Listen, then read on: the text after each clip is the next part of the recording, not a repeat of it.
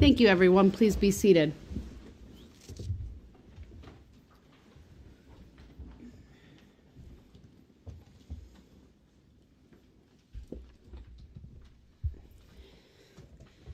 All right, we are, let's get all of our audio on. All right, we are back on the record. It is 1:07 p.m. Appearances are as they were previously. Mr. Brooks is in the courtroom. He is in jail attire, as that is his choice. And I don't know if there's anything the state wants to address at this point before we continue with testimony. No, Just thank you. Check. All right, Mr. Brooks, anything you want to address at this point?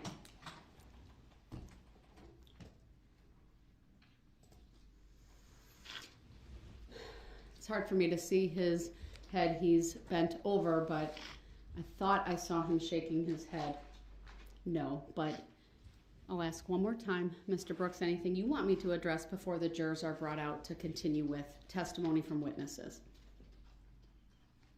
Just a little emotional right now. All right.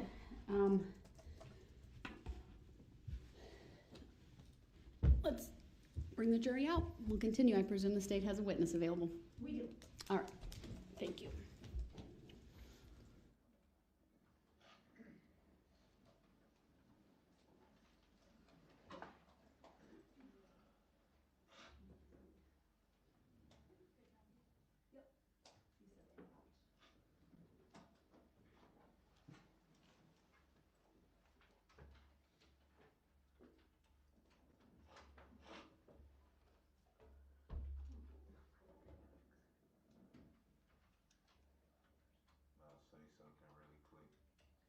Mr. Brooks, the jury is headed out, but why don't you hold off on that, and at the next appropriate time when they're not on their way in, I can address whatever it is. Or if you want to pass me a note, you can do that as well.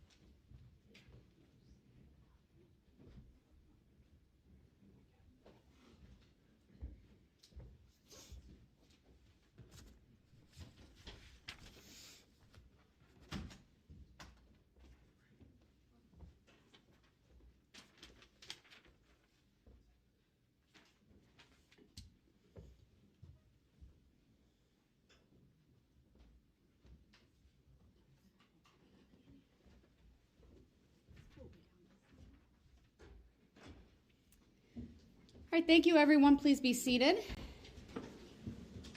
And good afternoon to our jury.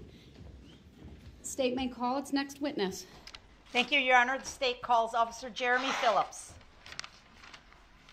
All right, good afternoon, officer. If you would please make your way to the witness stand, which is to my right. When you get there, please remain standing, raise your right hand, and my clerk, Teresa, will swear you in.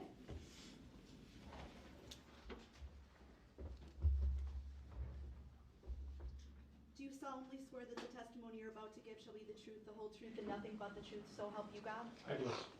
Thank you, sir. Please be seated. First thing I will ask you to do is to state your first and last names for the record and spell each. My first name is Jeremy, spelled Jeremy. My last name is Phillips, Philipps. Thank you. Go ahead, your witness. Thank you. How are you employed, sir? I'm employed with the City of Waukesha Police Department. And how long have you worked in law enforcement?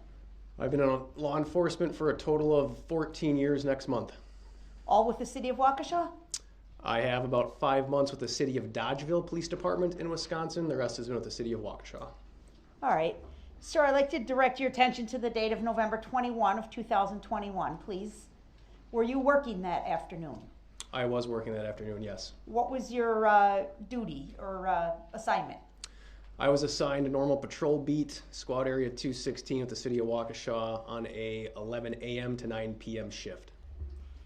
Were you aware there was a parade taking place in downtown Waukesha that afternoon? I was aware that there was a Christmas parade downtown Waukesha. Were you directly assigned to work the parade? I was not assigned to work the parade. You said you were one of the officers that was just involved in general patrol of the city that afternoon. That's correct, yes. Okay. I'd like to direct your attention to time around 4 o'clock or 4:30 in the afternoon. Do you recall getting dispatched to Frame Park? I do recall being dispatched there, yes. Do you know the exact time you were dispatched? I believe it was 4:52 p.m. approximately there. Okay. And where is Frame Park located? Frame Park is rather large, but it's generally located in the downtown area off of White Rock Avenue and Baxter Avenue. What was the nature of the complaint you were responding to?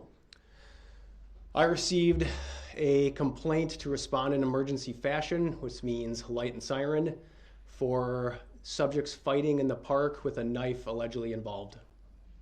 Where were you coming from? I was in the patrol area of East Moreland, roughly at East Main Street at the time, and that's where I was responding from. Was Main Street shut down at the time for the parade? Main Street where I was responding from was not, no. Okay. I guess let me ask a better question. Were you able to travel along Main Street to get to Frame Park? From where you were located to get to where you needed to go, did you travel on Main Street? I did not travel on Main Street to get to Frame Park. Okay. And which direction did you come in from then? I came in on East Moreland, westbound, to White Rock Avenue, westbound. And as you approached the area, could you see individuals associated with the parade?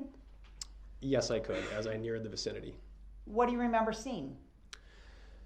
As I neared the vicinity of White Rock Avenue at Baxter, directly in front of me appeared to be a unmarked patrol vehicle, silver in color, which was blocking the roadway at White Rock Avenue and Hartwell Avenue.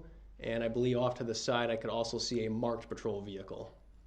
Could you see any floats or people participating in the parade? At that particular time, as I arrived in the vicinity, I did not. I just saw the side of a squad car with emergency lights activated. It wasn't until a little while later I saw that there were floats and such on the other side of that patrol vehicle. The silver colored SUV with lights, red and blue lights activated, do you know whose squad car that was? That belonged to Sergeant Dave Warner. Where did you go? When I arrived to the area, initial dispatch information stated that this alleged fight involving a knife was somewhere in the vicinity of the Schutze building where the boat ramp was. Based on my training and experience of that vicinity, I know that the boat rental checkout is on the back side of the Schutze building, so that's the initial area I responded to and where my attention was drawn to. This time, Your Honor, I'm going to ask your permission to put up Exhibit 1, which is the map of the area we've been working off of. Permission granted. Yes.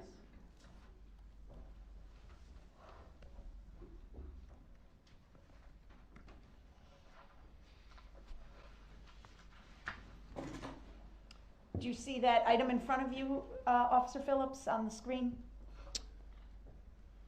I do now. Okay. Do you want, oh, it needs to be public. Public. Thank you. Sure. So that is a touch screen in front of you. If you want to draw or circle or anything like that, you may, or you can just simply talk. I'd like you to identify for us where you came in to the area. Well, it's not really blowing up, so. No, if you want it blown up, we can blow it up from our table. Sorry. We'll zoom in. If you wouldn't mind, where it says Frame Park in the upper right-hand corner, that would be, looks like the vicinity that I probably responded to. I would need to see a bigger image.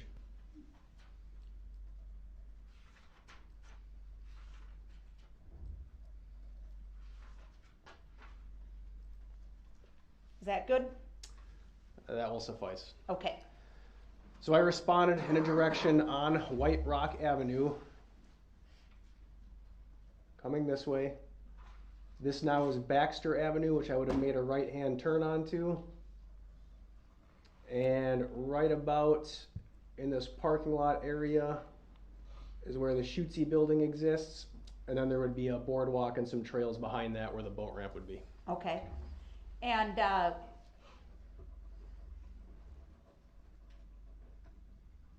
you drove in that area first, right? Correct. What were you looking for? At that time, I was looking for anybody suspicious that may be involved in a fight, somebody carrying a weapon, somebody that might have been battered and bruised or obviously injured or in need of help. Okay. Did you see anybody? I did not. Did you drive around a little bit? I drove around in the parking lot of the Shootsy building. There was another officer already on scene who, from my understanding, was already on foot in and around the vicinity of the Shootsy building and advised that they could not find anybody at the Shootsy building. Okay.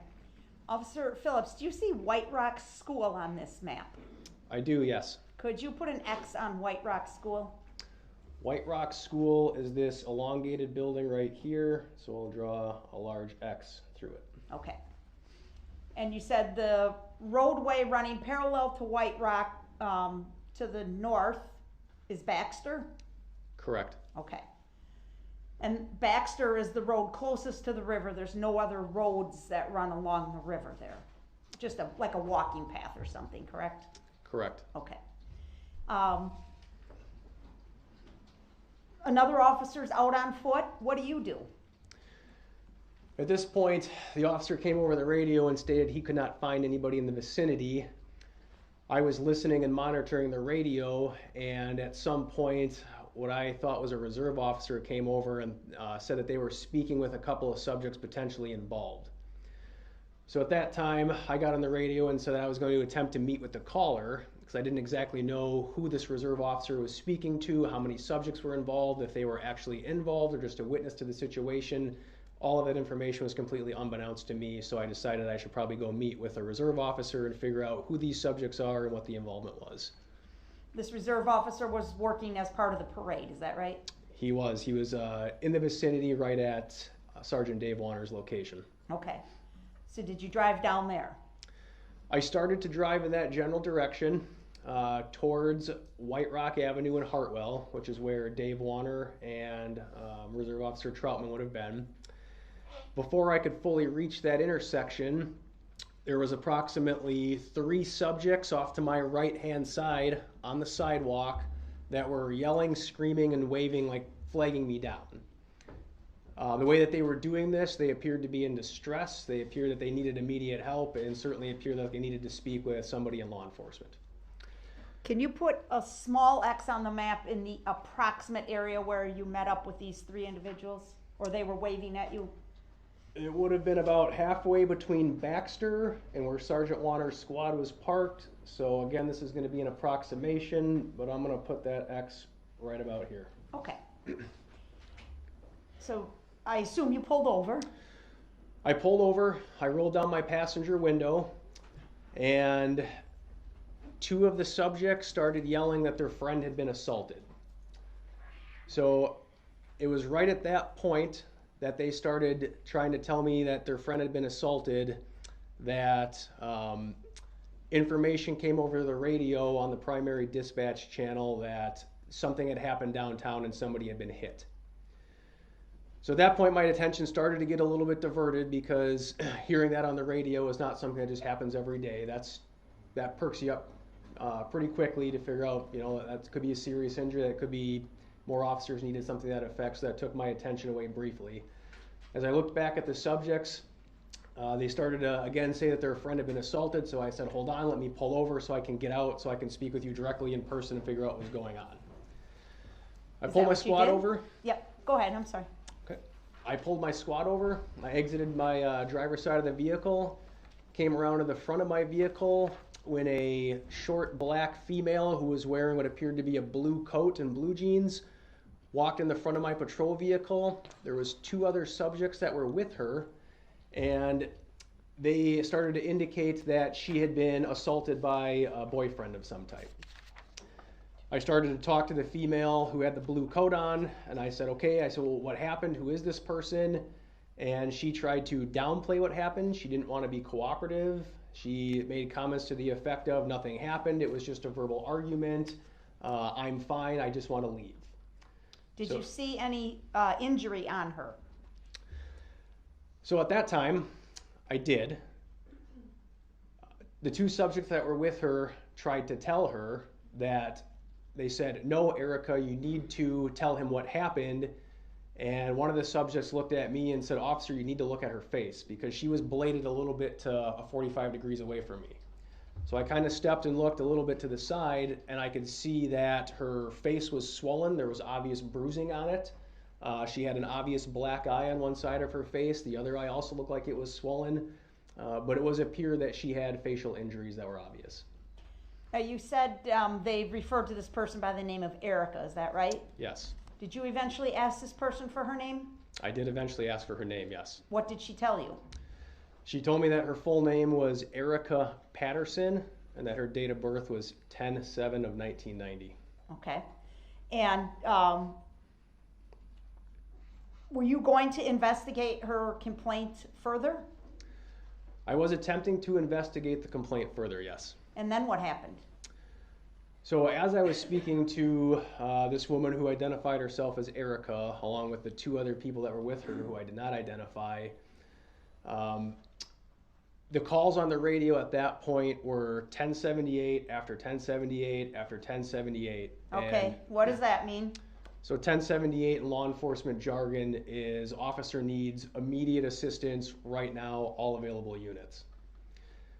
As that was being called multiple times, other people were coming on the radio and stating there were subjects down in the street, then it was 10 people down, then it was 15, then it was to 30 or 40. And I had to make a decision at that point, speaking with the subjects, particularly the one who appeared to be involved and the most injured, who was not being cooperative with me, that the greater danger and the clear and present threat that was happening downtown had to draw my attention. I had to leave. All right. The events that you've described for us so far, are those all captured on your squad video, sir? Yes. And at that time, in November of 2021, were you wearing a body camera? I was not wearing a body camera at that time. So you had a video recording device in your squad car, correct? But when you exit your squad, it's no longer recording your activities unless you can be seen on the camera in front of the squad, correct? I have an audio recording device on my person that is synced and connected to my squad exterior windshield camera. Okay. And that camera in your squad is stationary, is that correct, sir? Yes. Okay. Eventually then, do you leave the area where you're speaking with Erica and the other 2 individuals and go to Main Street? I leave the area. I tell her I'm sorry that I had to go. I went down White Rock, navigated float traffic, went down East Main Street in a westbound direction, and eventually came to East Main Street at Barstow Street, where I exited my patrol vehicle. Okay, I'm gonna ask, oh yes, before I move away from Exhibit 1, could we please get a screenshot, Madam Clerk, of the drawings by Officer Phillips, and then I'm gonna ask to switch to Exhibit 6, please. So for purposes of the record, I believe I'm at 1C for the capturing using the annotation feature. Think we agree with that? Yes.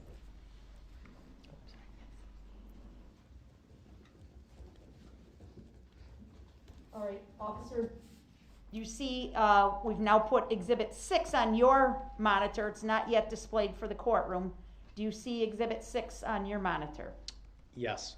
Do you recognize this, or do you want us to play it for a few seconds? I recognize what I'm looking at. Okay. Do you believe this to be a truthful and accurate recording from your squad video that afternoon, sir? I haven't listened to it at this point, but I would believe if it's from what I'm looking at, it would be accurate to my squad video, yes. Okay.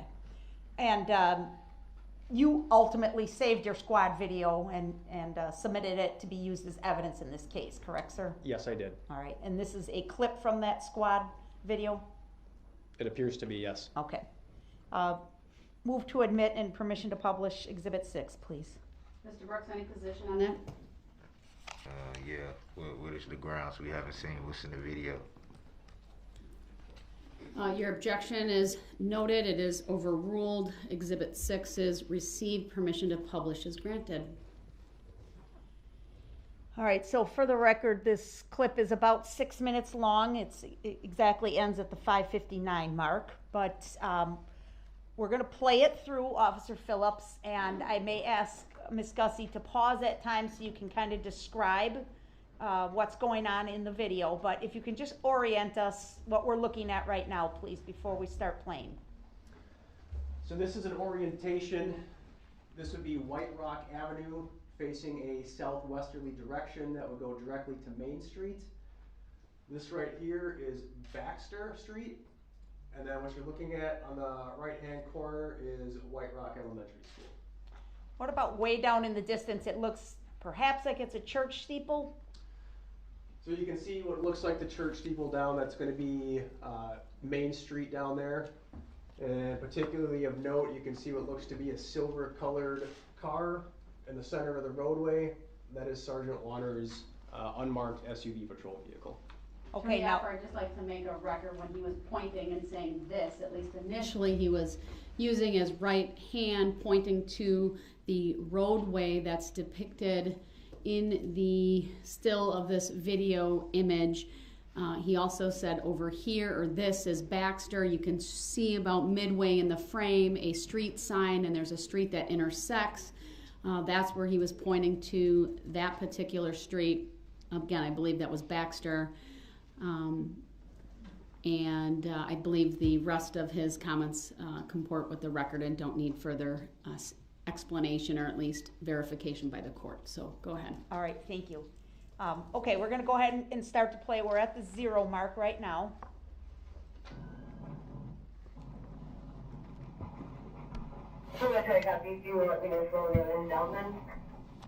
Where are you going now? Pause, please. I'm sorry. 9 second. We're pausing.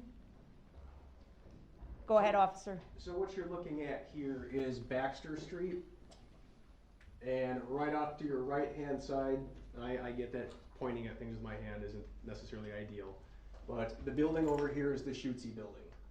Where those squad lights are there is the parking lot of the Shootsy building. There's at least one officer already on foot in this vicinity of the Shootsy building where the alleged knife fight with multiple individuals were involved. Okay. And I see, looks like red and blue lights there in the middle of the photo, or the video. Correct. Whose squad is that? I know one of them is Officer Nick Hendrickson. Okay. And is that the officer that you were referring to earlier when you said another officer was also trying to help you find these subjects involved in the fight? Yes, that's correct. Okay.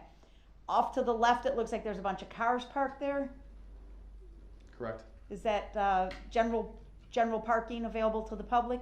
That is general public parking for the Shootsy building. Okay. All right, we're going to go ahead and play again. For the subject of it, or claiming that this might happen.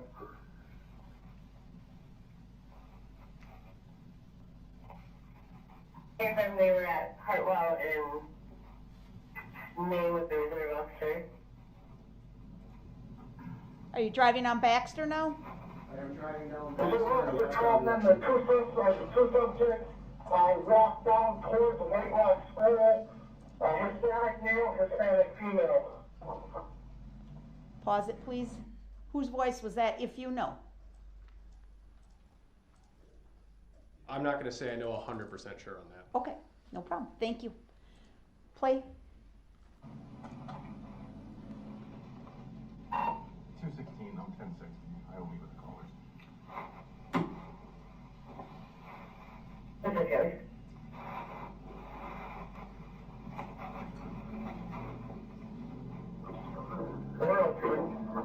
Slow everybody down. I don't see anything resembling what's being reported.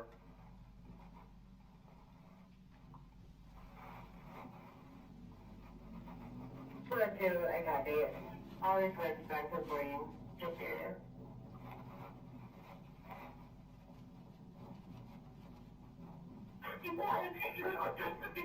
Pause. It's a little hard to see, but on the right-hand side, did you see the individuals walking down the street there? I did. My squad just passed. I'm sorry, but sidewalk. Yeah. About 2 seconds prior, there were 3 individuals who were walking down the sidewalk. These are the 3 individuals that flagged me down on the passenger side of my car. Okay. Go ahead. What the fuck? We just have 52 remain in burn, so somebody got hit.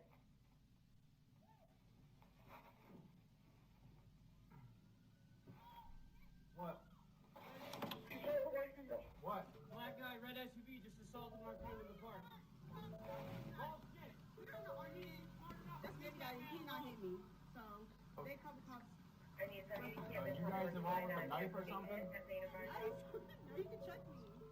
Okay. Nice. Okay. I've already been slashed with a knife. Let me pull over here. Yeah, what the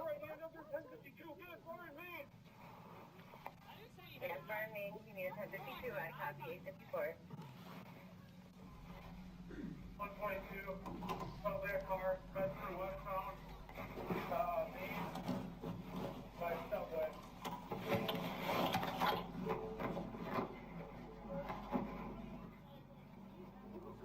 Hey, hold on for a second, okay? 216, I need another at Hartwell and White Rock. I have another person reported being assaulted. Okay.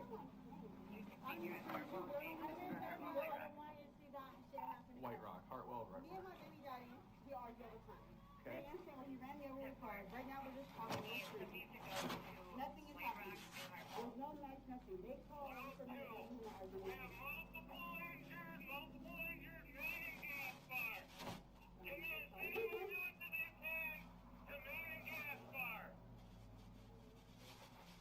Okay.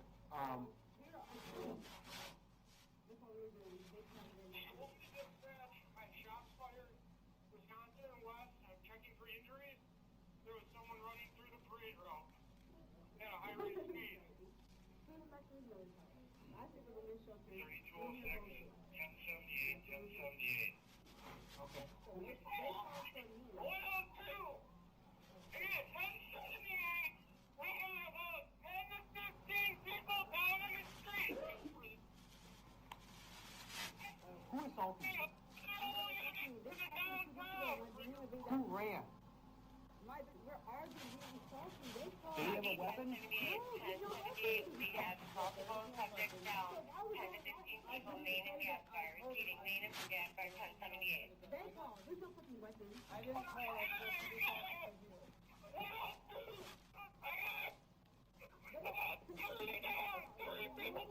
You gotta handle that fight. Okay. What is your name? Give me your name. Harris, what's your date of birth? October 7, 1990. So, 10/7/1990? Erica Patterson? Okay. Okay.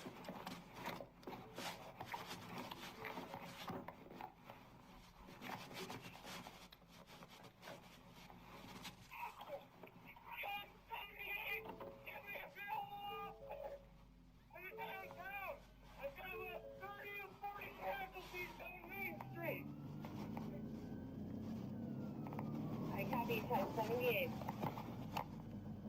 Well, my unit 552, getting front of People's Park, female, not conscious, not alert, not breathing.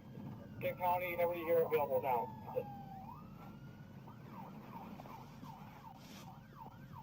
Well, everyone's got multiple critical fractures.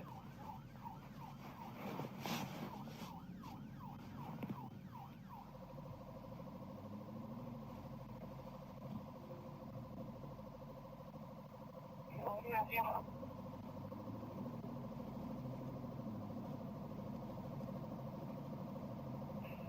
We're doing CPR on an individual at 369 West Main Street.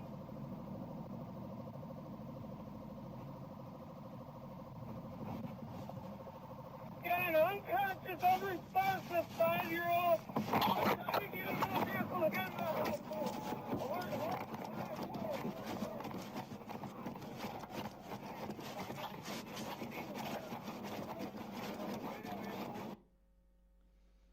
Was that you running away from your squad, sir? That was me running away, yes. Okay. Go ahead and have a seat, please.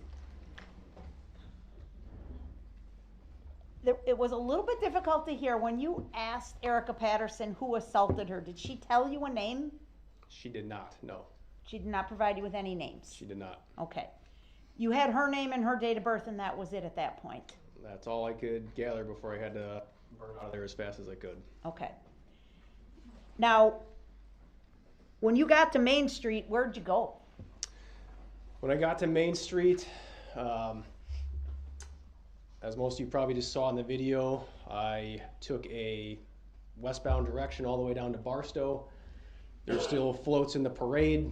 I think there was a lot of people that didn't exactly know what was happening in front of them.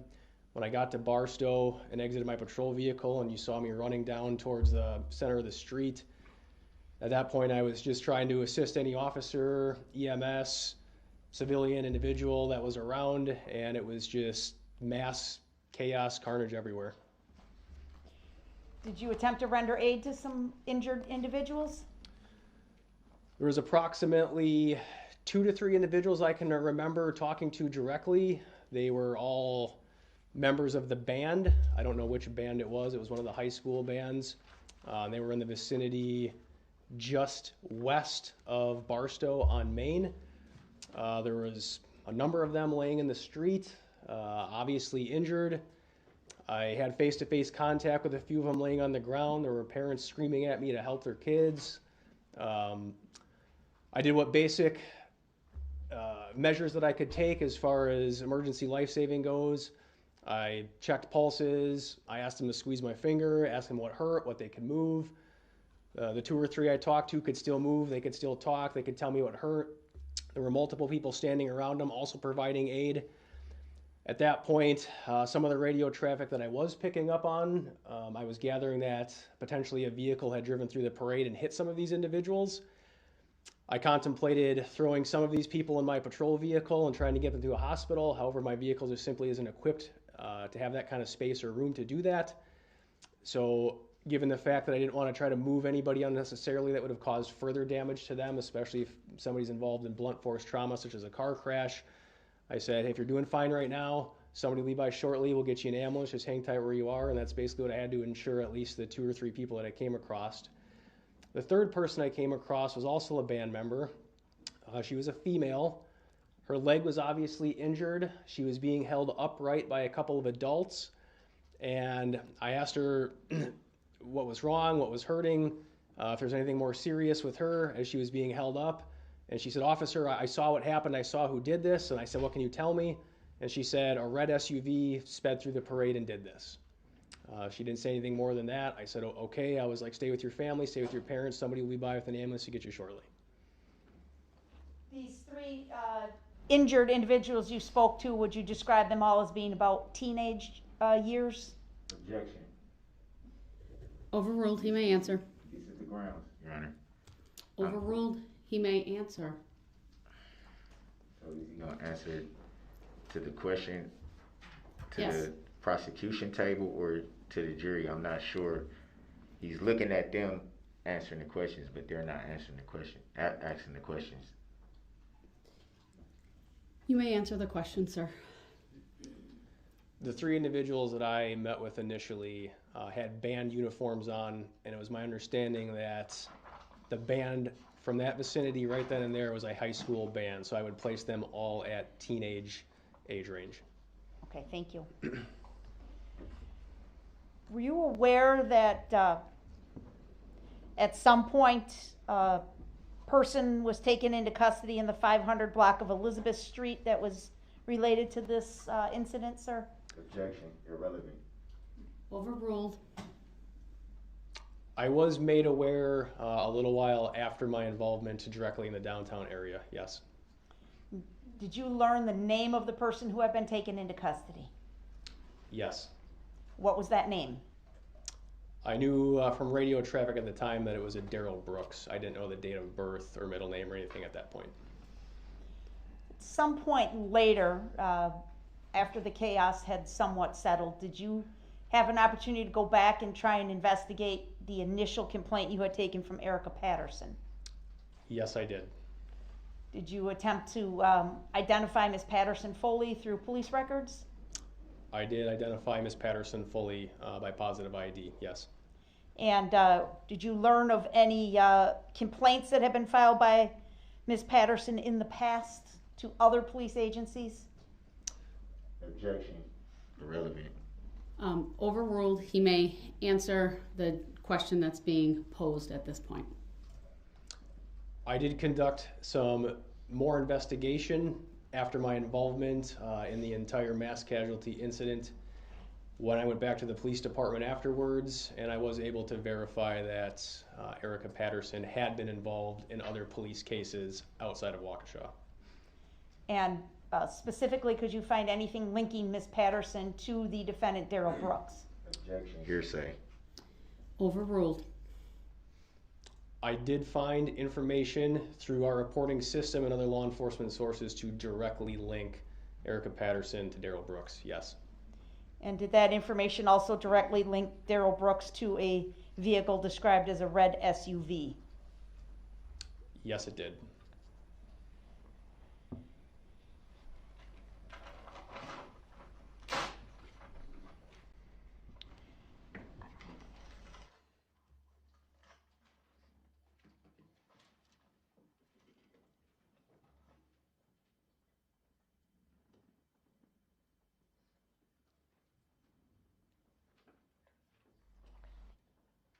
I don't have any other questions for this witness at this time, Your Honor. All right, thank you. Mr. Brooks, you may start your cross-examination.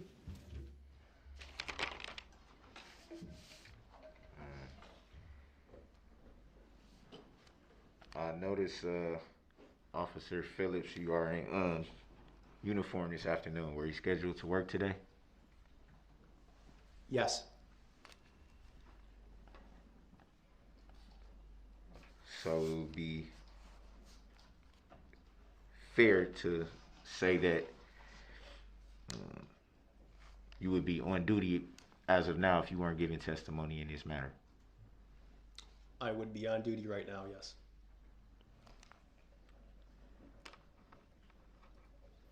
So it will also be fair to ask if it would be fair to say that you giving testimony right now, you're still getting paid for it? I am currently employed by the City of Waukesha Police Department on a working patrol shift, on a normal shift for myself, yes. So with that, would it be fair to say that you are getting paid right now as we speak?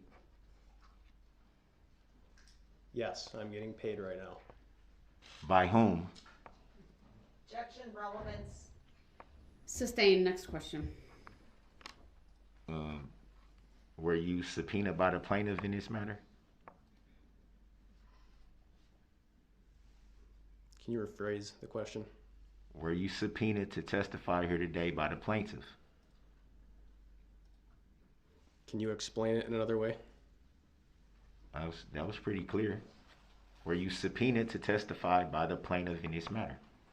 I was subpoenaed by the Waukesha County Prosecution's Office. to testify in this matter. And can you say that again just for the record? I was subpoenaed by the Waukesha County Prosecution's Office in this matter. Is the Waukesha County Prosecution's Office the plaintiff in this matter? Objection, irrelevant. Sustained. Do you know of any plaintiff in this matter? Objection, irrelevant. Sustained. Have you ever seen the plaintiff in this matter? Objection, irrelevant. Have you ever talked Sustained. Have you ever talked to the plaintiff in this matter? Objection, irrelevant. Sustained. Why are you continuing to look at parties that are not asking the questions? Objection, argumentative. Sustained.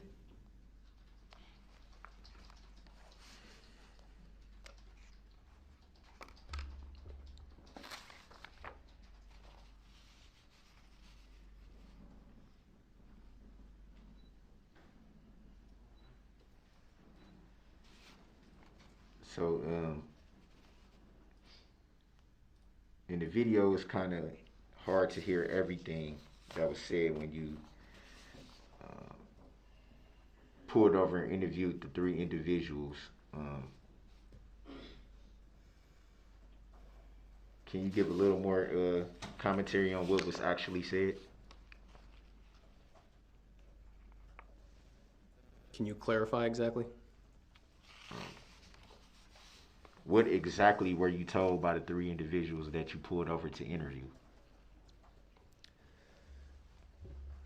I don't remember or recall exactly what all three individuals said to me, as 1078 and the screams for help by other officials over the radio were directing my attention to figure out what was also going on downtown.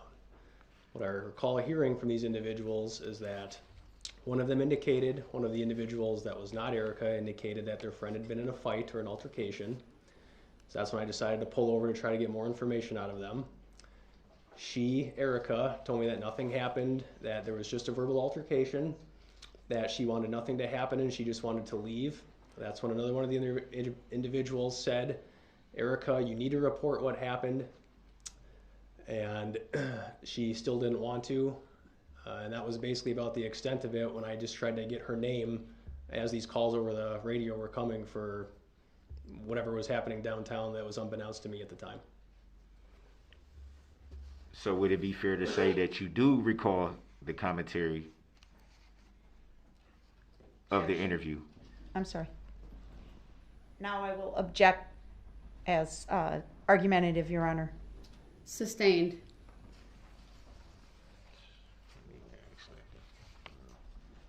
What I would say, Mr. Brooks, is the use of the word commentary mischaracterizes the evidence. It's argumentative. So it would be fair to say that you do recall what was said after already saying you don't recall.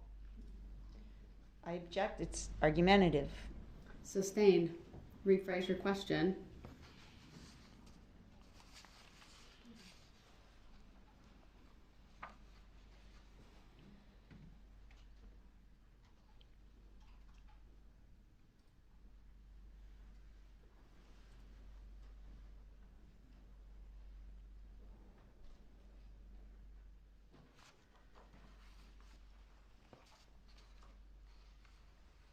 It would be fair to say that you responded to a fight at Frame Park, possibly involving a knife.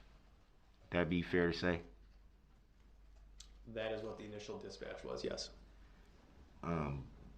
Was any knife recovered from that scene, or? I did not recover a knife. No. Did you see anybody with a knife? I did not see any individual with a knife. Did you learn who reported that there was a knife involved? I do not know the subject's names that actually reported the incident, no.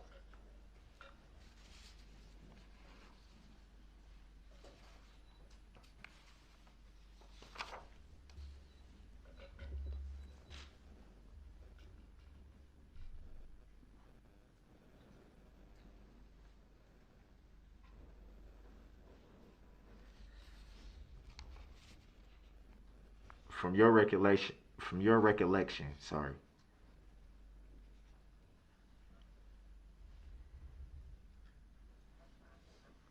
Just 1 second.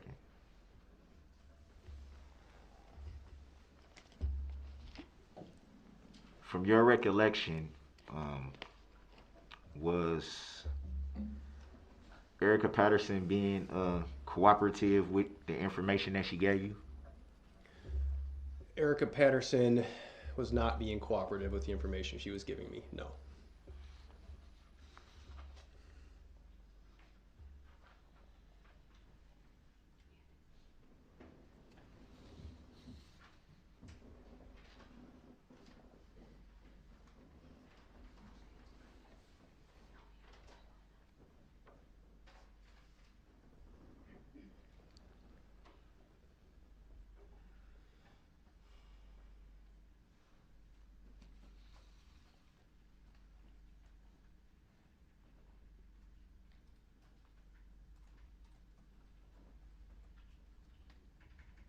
Do you recall if the male individual reported any information to you?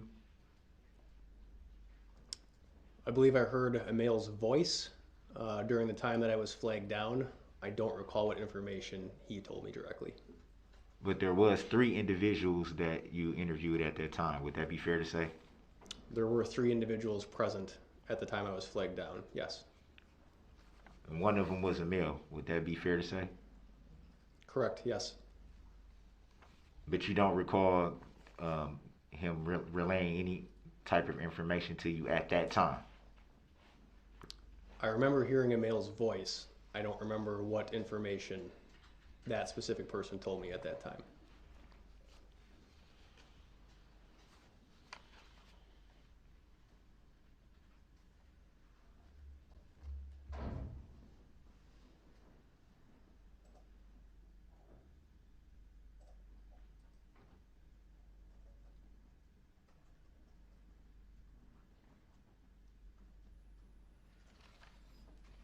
Just so we're clear on the record,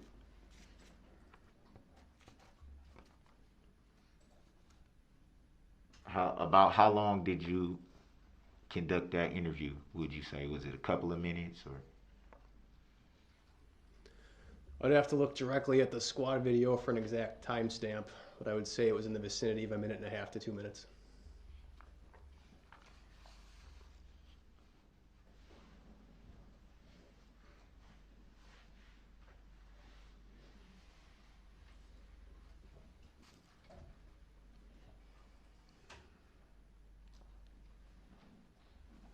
After you interviewed those 3 individuals, did you later gain any more information of the incident that you were investigating at that time? I did not gain any further information regarding the specific fight that I was initially dispatched to, no.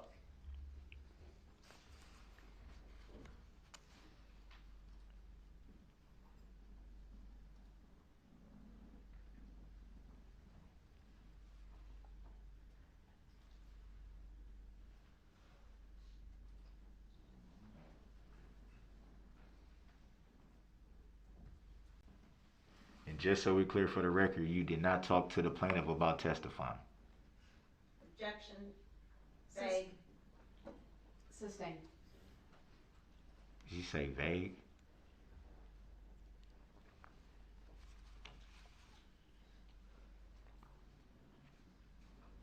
Were you contacted in any way by the plaintiff to testify here today? Objection irrelevant. Sustained.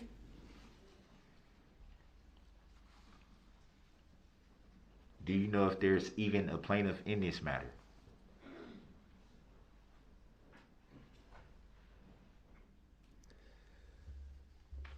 I was contacted by the Waukesha County District Attorney's Office to testify in this case. Do you know if that's the plaintiff in this matter?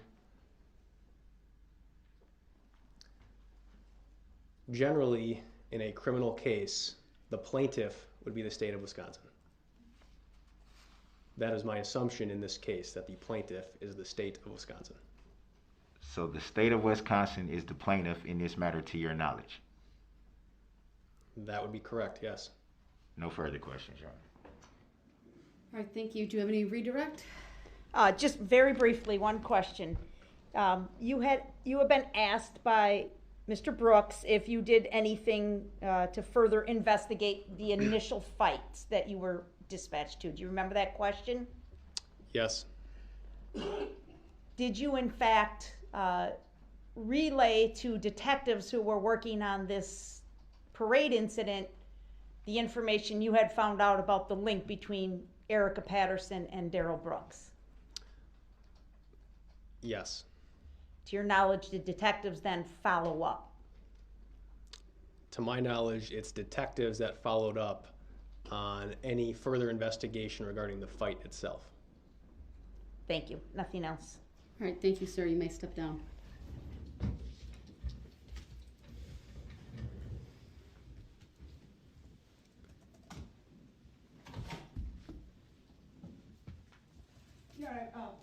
I'm sorry. No, go ahead. You have your next witness. Yes, I'd also like to move Exhibit 1C into the record, please. Exhibit 1C is received. Thank you. I'll take for that, Your Honor. Your objection is noted. Can I state the grounds, if I may? You may. There's a point in the video that was shown, like, during the interview part between the officer and the three individuals where, That's not the exhibit we're talking about. well, We're talking about 1C, which is the annotations to the map that were made that are captured by the annotation system that the state just moved in and the court received. okay. I didn't understand what was being referred to. I was gonna bring this up, but I wanted to wait. Sir, let's take it up outside the presence of the jury later on. You'll have to remind me later. I've already received the video, which is exhibit number 6. That video has some language in it that you made an order on. So I just want to put that on the record. Something that you ruled on. Sir, we'll take it up outside the presence of the jury. All right? I need to keep going on. Next witness, please. The state will call Kyle Edwards. All right, Mr. Edwards, please make your way to the witness stand, which is to my right. It is up a riser. When you get to the witness stand, please remain standing, raise your right hand, and my clerk, Teresa, will swear you in.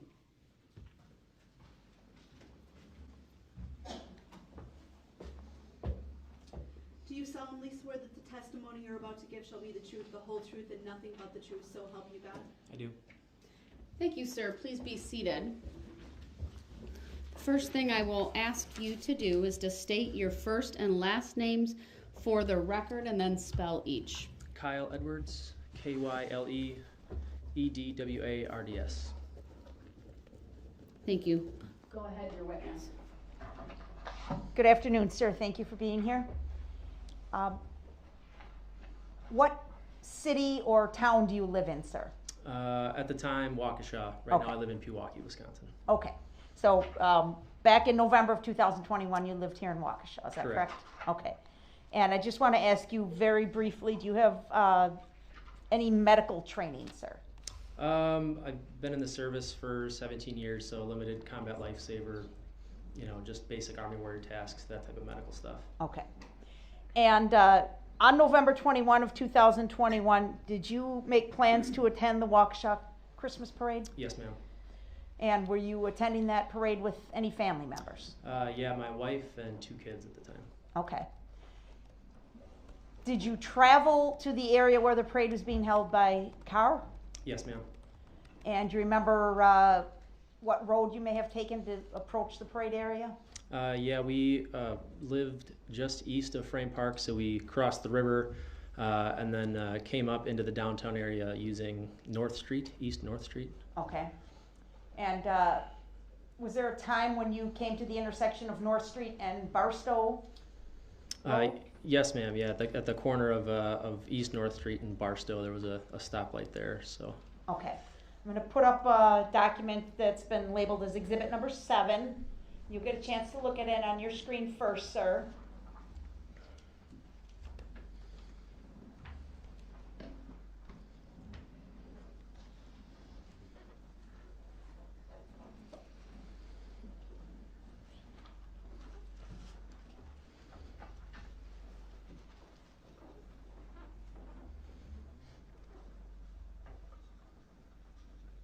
I'm sorry, Madam Clerk, could you, there we go, thank you.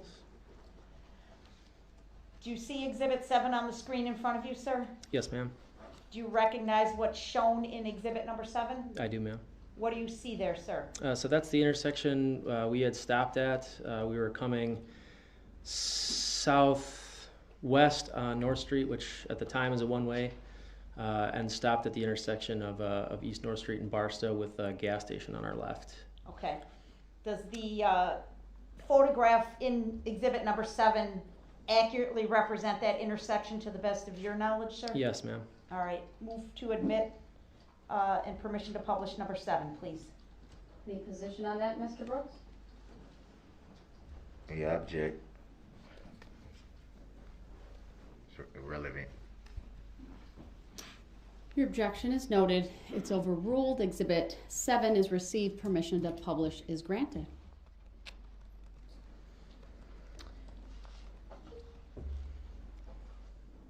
Just waiting for it to come up on the screen here for everybody to see.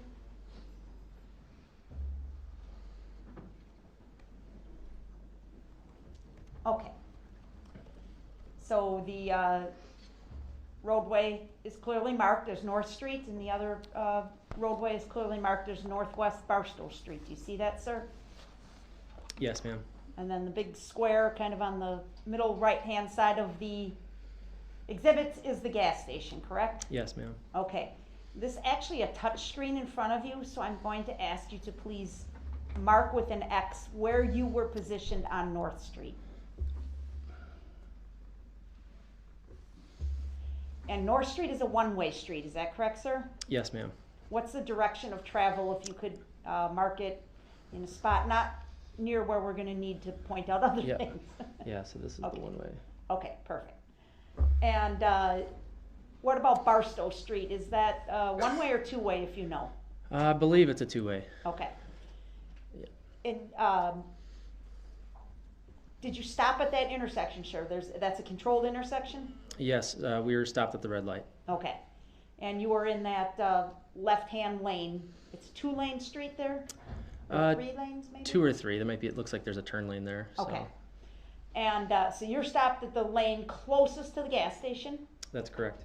And what happened as you're sitting there, sir? So about the same time as we were coming up to stop at the stoplight, there was a vehicle that made a left from Barstow onto the wrong way to go to the wrong way on North Street, and stopped right up against our vehicle. So, Okay, could you just draw the travel, the path of travel that you just described, please? Yeah. What kind of vehicle was this, sir? It was a red SUV, kind of an older model. Do you know maker model specifically, or not really? At the time, no. Okay. I wouldn't be able to say. Just a red SUV. So. Okay. And you've already indicated that's the wrong way to be going on North Street. Correct, ma'am. Overruled. What did you do when you saw this red SUV turning the wrong way into your path of travel? We kind of approached that stop line at the same time, and so we were really with the other vehicle hood to hood, and again, my wife and 2 kids were in the car, and the driver of the other vehicle kind of put up their hands. I could see through the 2 windshields that the other driver put up their hands and was kind of gesturing wildly, like, again, I don't know if mouthing's the right word, but kind of frantically. It seemed upset at us that we were, either going the wrong way or. So I kind of did the same thing. Just put my hands up and just kind of was confused because we were coming up to a stoplight and a car had approached us and was hood to hood. Okay. Did you stay parked hood to hood, or what happened? So the person in the other vehicle kind of made mention with like a knife hand to his right, my left.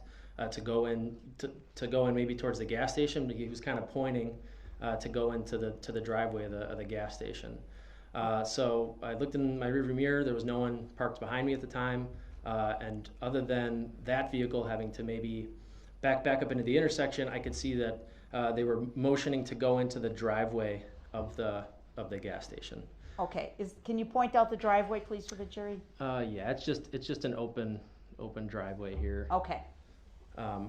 So I put the car in reverse, backed up maybe 5 feet, and then the vehicle drove into the into the gas station parking lot.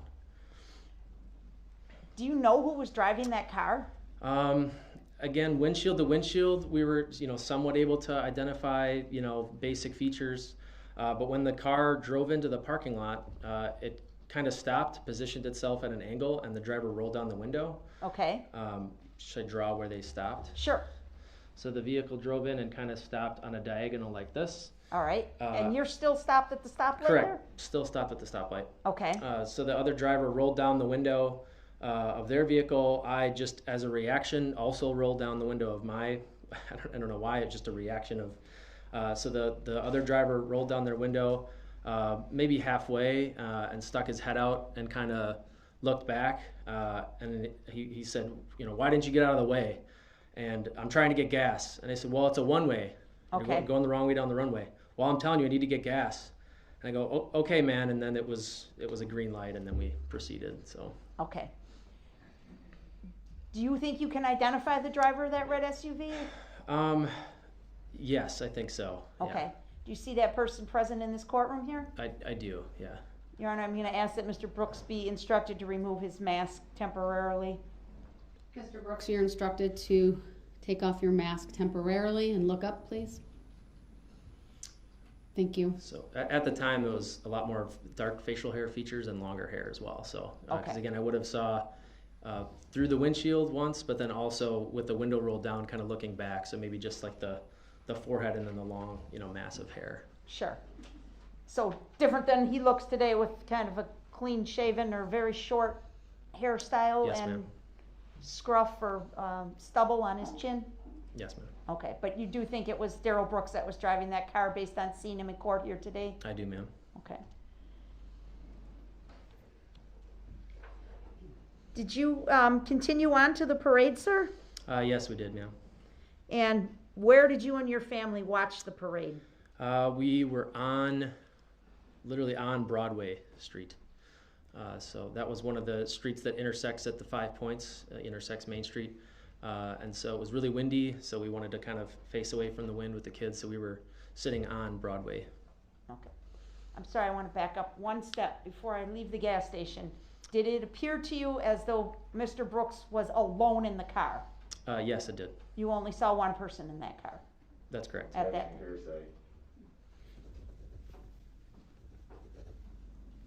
The objection is overruled. His answer may stand. Did you see any black female subjects walking in the area during this time? No, ma'am. Okay. Okay, now let's go back to the parade. You said you were near the 5 Points? Yes, ma'am. And you were kind of positioned in area, try to get out of the wind, right?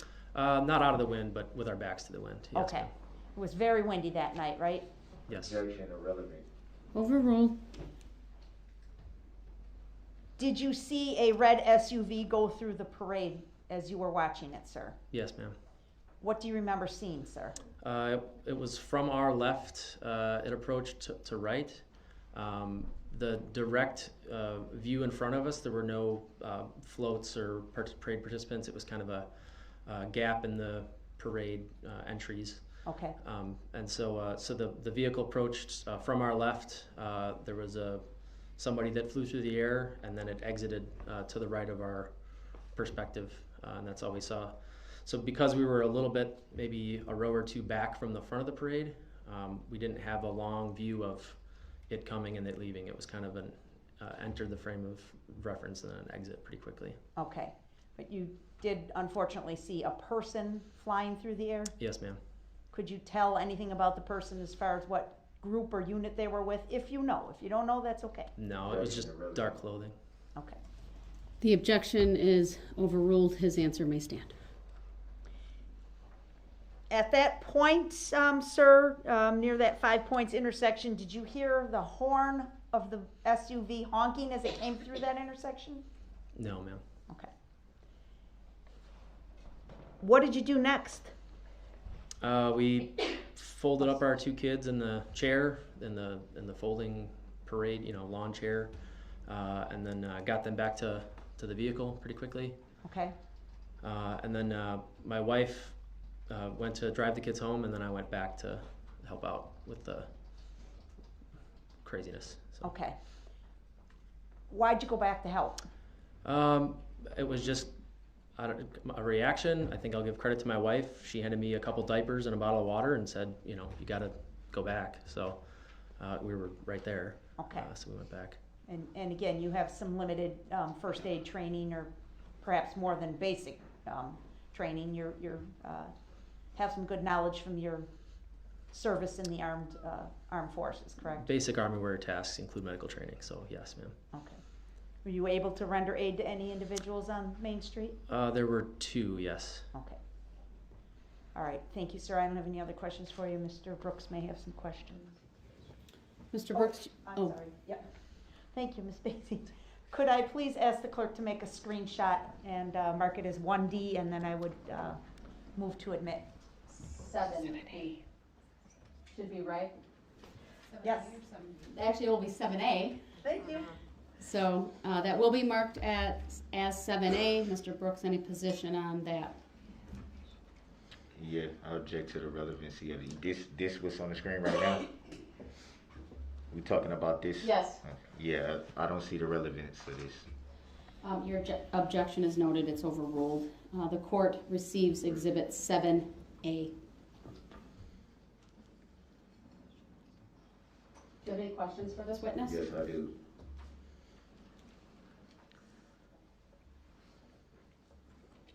In your you have a written statement and a statement that you gave to Officer Barrett. Would that be fair to say? I don't remember the name of the officer that took my statement. Would it be fair to say that you were interviewed by an officer, a female officer? Yes. And would it also be fair that you have you gave a written statement to that same officer? I think I signed the statement that she wrote. So it'd be fair to say that the officer wrote down what you told her? Yes. And do you remember the date that interview took place? A couple days after the parade incident. Any reason why it wouldn't have been the same day as the parade? I would assume that they were rendering aid to the victims of the incident, and it took a while to get back to anybody that had called in with any altercations, or not altercations, but interactions.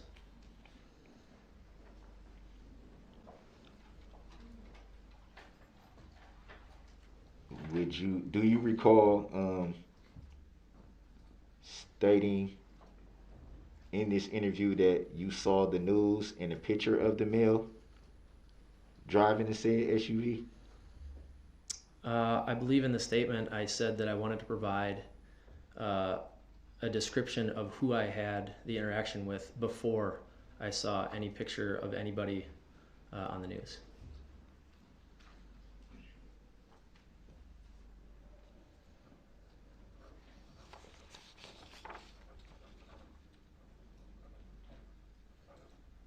So you never stated that since the incident and before the statement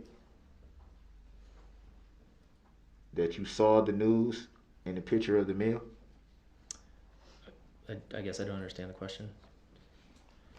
In your statement that the officer wrote down. Well, let me back up.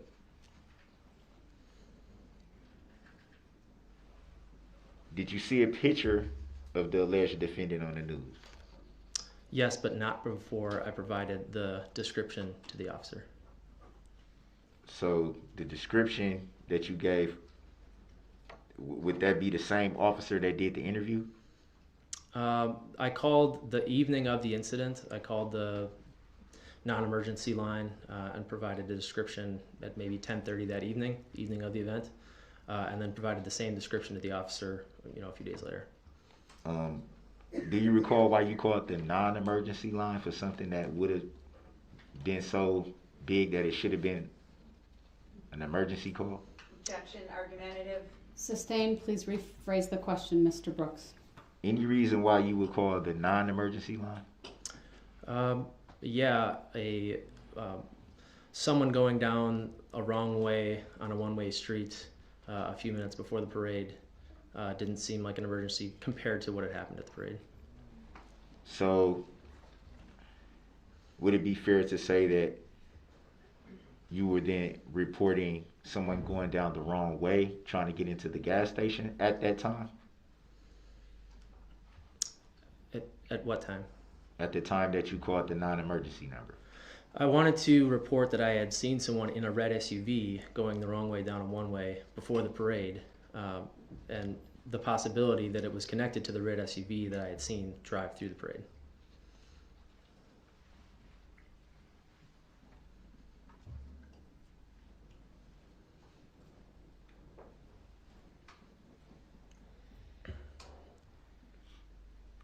So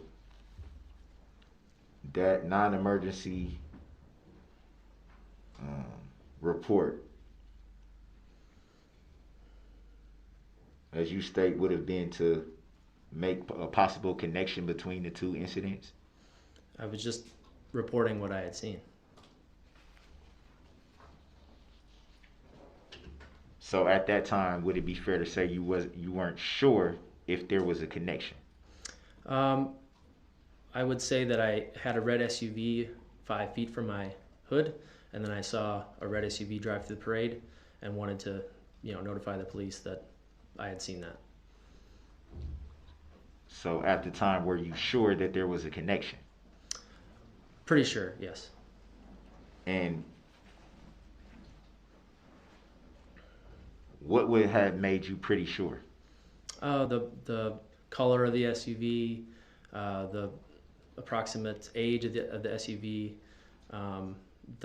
the timing between the 20 minutes of where I was in Waukesha to the 25 minutes later that I had seen the red SUV go through the parade.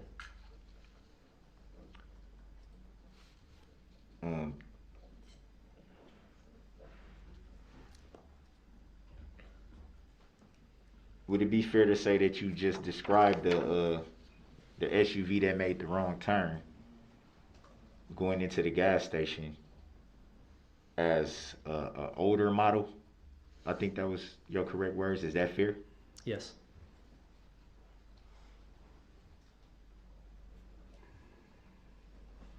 Is there any reason why you wouldn't be able to make the connection between the older model SUV that you saw going into the gas station and the one that you saw in the parade? No, they were similar age. I guess older subjective. I mean, it was a similar age, the one I saw before the parade and the one I saw during the parade. So it'd be fair to say that you weren't exactly sure. I'm pretty sure they were the same vehicle.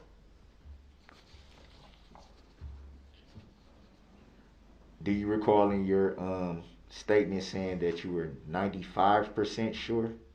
That sounds right, yes. 95%. I would give that same percentage, yes.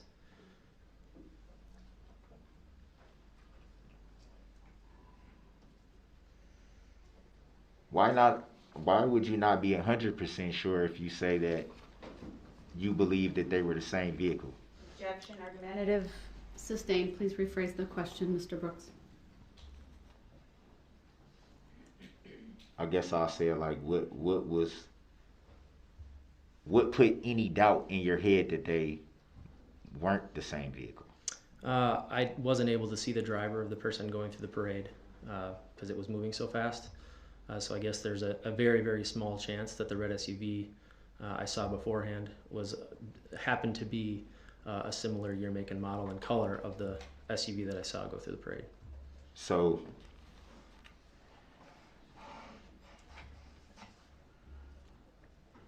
you weren't exactly sure who was driving the SUV in the parade? Correct.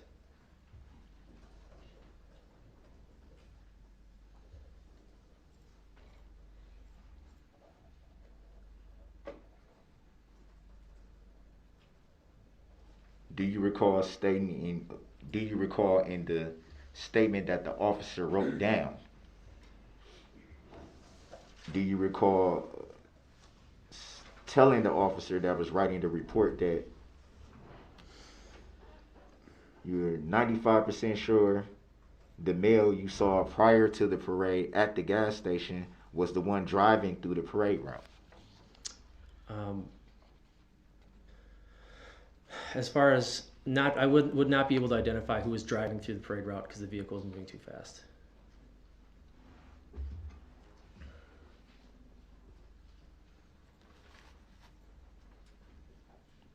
Do you recall saying that his voice was the same? Yes. So when the second interview had taken place, again, I wanted to provide the description to the officer, the visual description the night of. But just as I did now, I'm 95% sure that the interaction that I had prior to the parade was with you. Who do you refer to when you say you? Whatever your name is. So you don't know the alleged defendant's name? I do, yeah.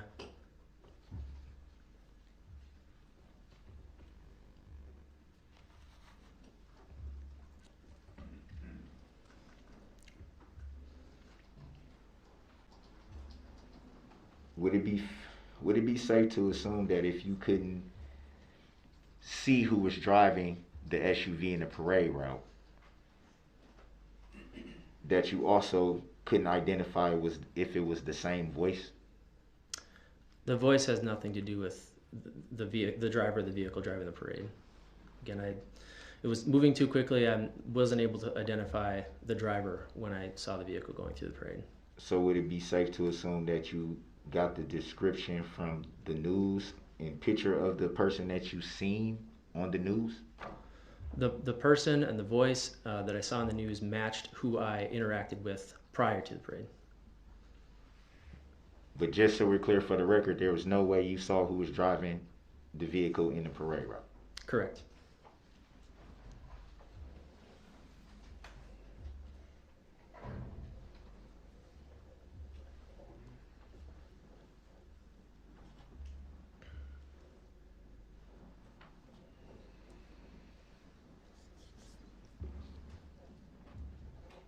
Going back to the interaction at the gas station, do you recall telling the interviewing officer that the driver of that vehicle rolled down the window to say, "I'm almost out of gas"? Yes.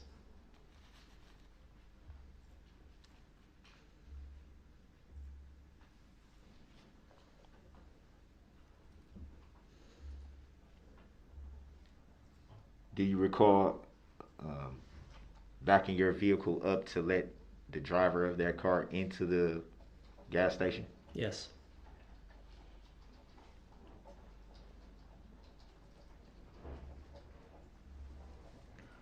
Do you remember how far you backed up? 5 feet.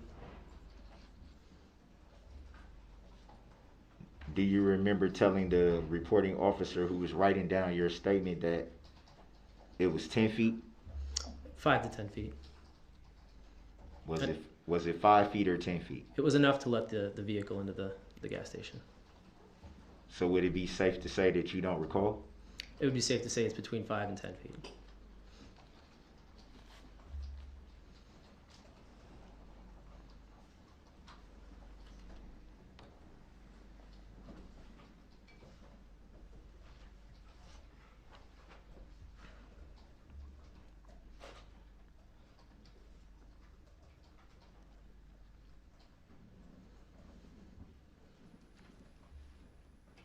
After your initial non-emergency call, it was the night of the parade that you made the non-emergency call, correct?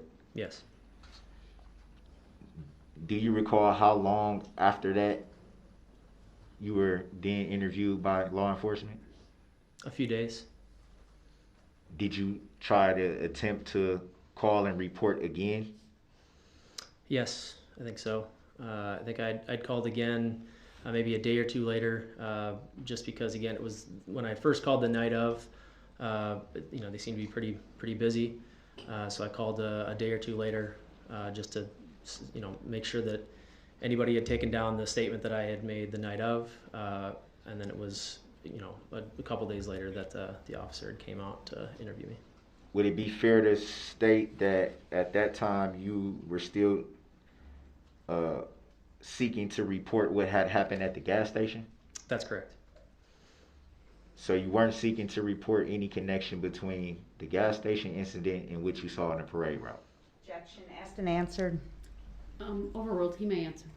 I was calling to report what I had seen before the parade. And the second reporting was before you actually were interviewed, correct? Just so we're clear for the record. What do you mean by the second reporting? The second time that you called to make a report about the gas station incident, that was before you ultimately were interviewed by law enforcement. That's correct. The second call was just to make sure that they still had my name, and I didn't really file a formal report that second time. It was just a call to see that they still had my name and contact info, and they had said that an officer would be out eventually to interview. At that time, when you called to make sure that they still had your name on file, or your report about the gas station incident, at that time, had you made any connection to that incident and what you saw at the parade? Your Honor, I'm going to object. We've been through this. Sustained. It's been asked and answered. Mr. Brooks, I draw your attention once again to 90611. Noted. Next topic, please. Noted.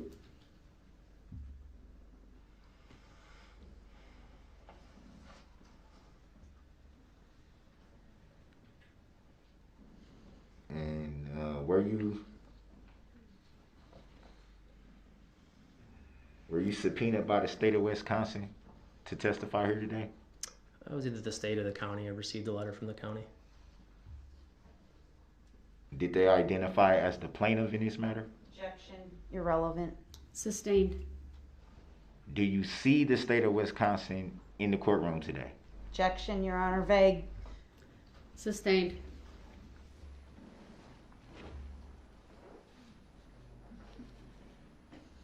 To the best of your knowledge, do you know if the state of Wisconsin is the plaintiff in this matter? Objection, irrelevant. Sustained. Have you ever had any interaction with the state of Wisconsin? Objection, irrelevant. Sustained. Ever had a phone conversation with the state of Wisconsin? Objection, irrelevant. Sustained. Do you even know the state of Wisconsin? Same objection. Sustained.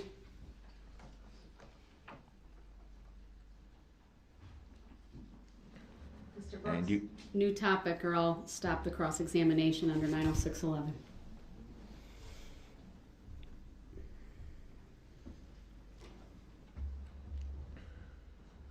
One second.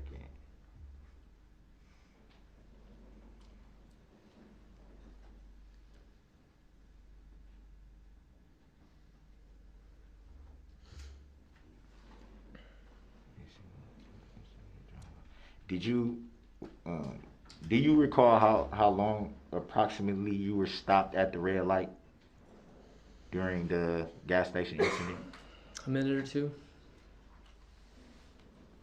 Did you ever see the vehicle that went into the gas station actually get gas? When we turned left onto Barstow, I noticed that the vehicle didn't stop for gas and was gonna either exit to go back on north, but it didn't stop at a gas pump. Did you see the vehicle pull off from the gas station, or was it just kind of stationary parked? I can't say to what the vehicle did because I was already at that point out of view. I just know that it had not gone to one of the gas pumps. No further questions. Any redirect? No, Your Honor. All right, thank you, sir. You may step down.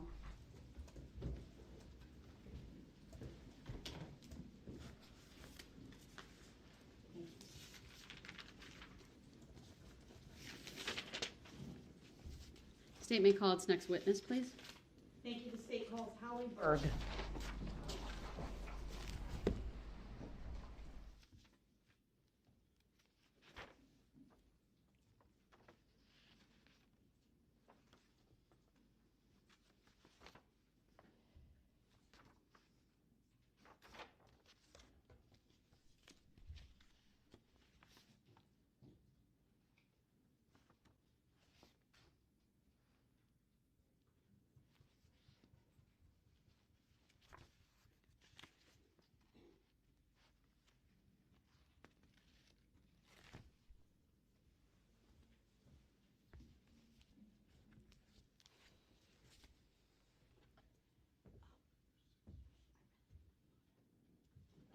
calling facilities. It's hot in here. That temperature's gotta come down. I'm calling facilities. It's hot.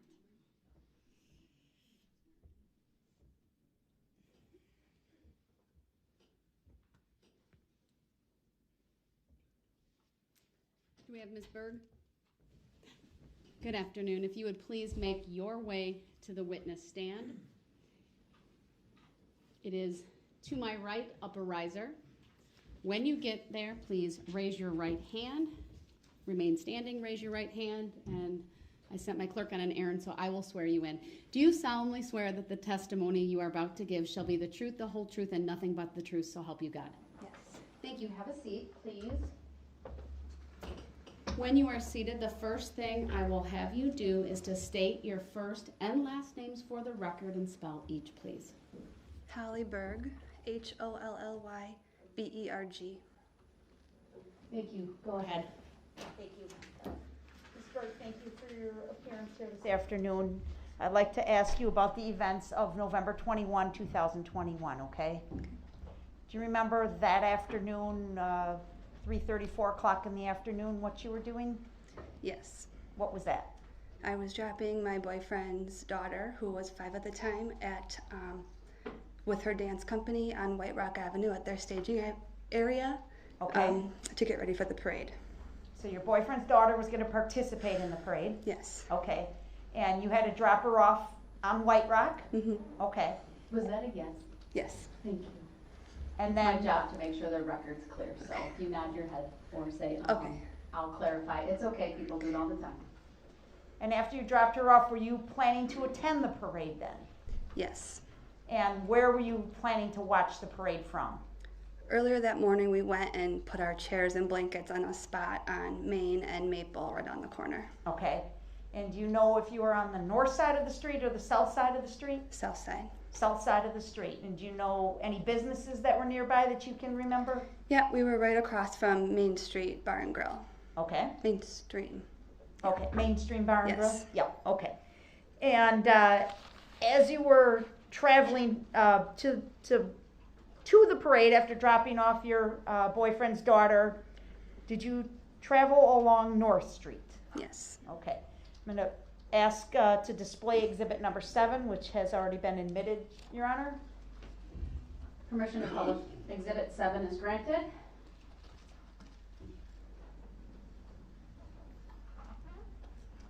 All right. So it's up on the big screens. It's also on the monitor in front of you. Okay. And that's actually a touch screen. So I will ask you to please put an X in the area where you were as you approach the intersection of North Street and Barstow Street. Sure. I was right here in the second lane. It was probably one lane too close. I drew the X. Okay. We can clear it and she can do it again if it's not accurate. Okay. Yeah, it's not the So I was right greatest. here in the, Okay. oh my gosh. In the center lane. Yes. Okay. Hold on, I wonder if she, you may have clicked the arrow, which is okay. There's multiple ways to annotate. So try it again and see what comes up. There we go. Okay. And as you approach that intersection, do you remember if you had to stop for the stoplight there? Yes, it had just turned red. Okay. Did you see any cars around you on North Street? Yes, there was a car to my left. I think it was silver. And I think there was a car on my right. Okay. And the car on your left then would be in the lane closest to the gas station, correct? Correct, right at the corner. Okay. There is a gas station right there, that big box in the middle of the Yes. street. Okay. What do you remember happening as you sat there at the stoplight? So I stopped at the stoplight, and I immediately saw a red SUV come from down the hill on Barstow, and it turned into North Street to go into the gas station. However, it turned on a one-way street, and it was like head-to-head with the car next to me, Okay. in the first lane. And so I was right next to the silver car. Sure. And How about, could you draw that for us on the map yeah. the best you can, please? Yep, so it came down here and into this first lane right here. Okay. And that's where the silver car was parked? Yeah. Or stopped, I should say. Yes, and there is a driveway to the gas station right here, Okay.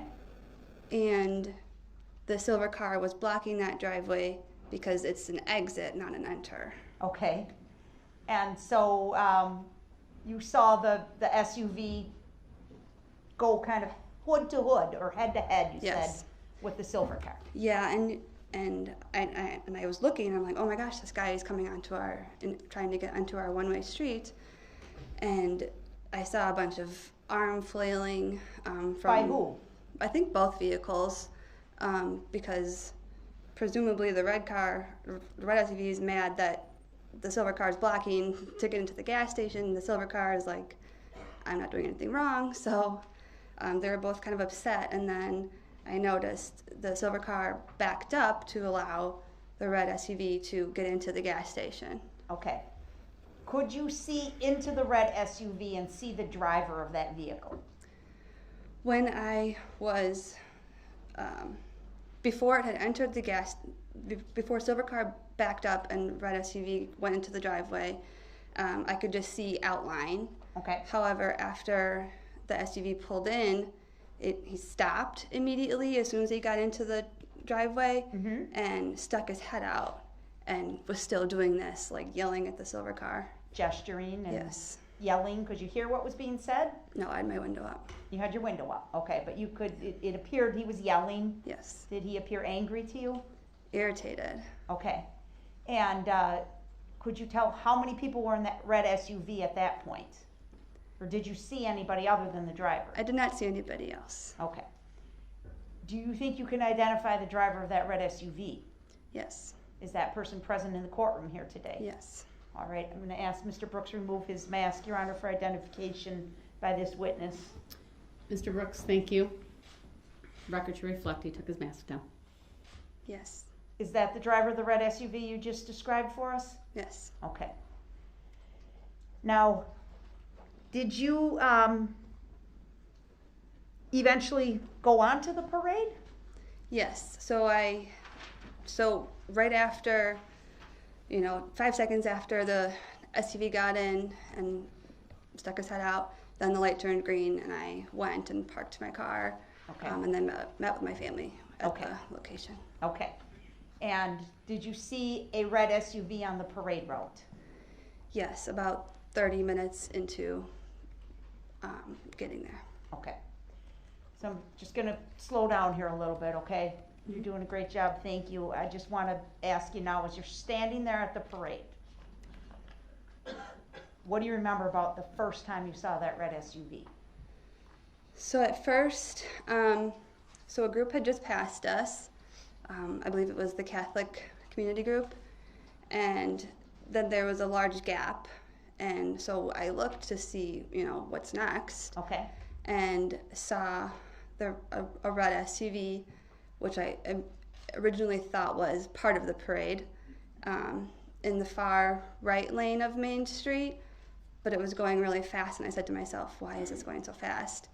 And then it clicked as soon as it switched over to the far left lane, and then into the group of people right in front of me.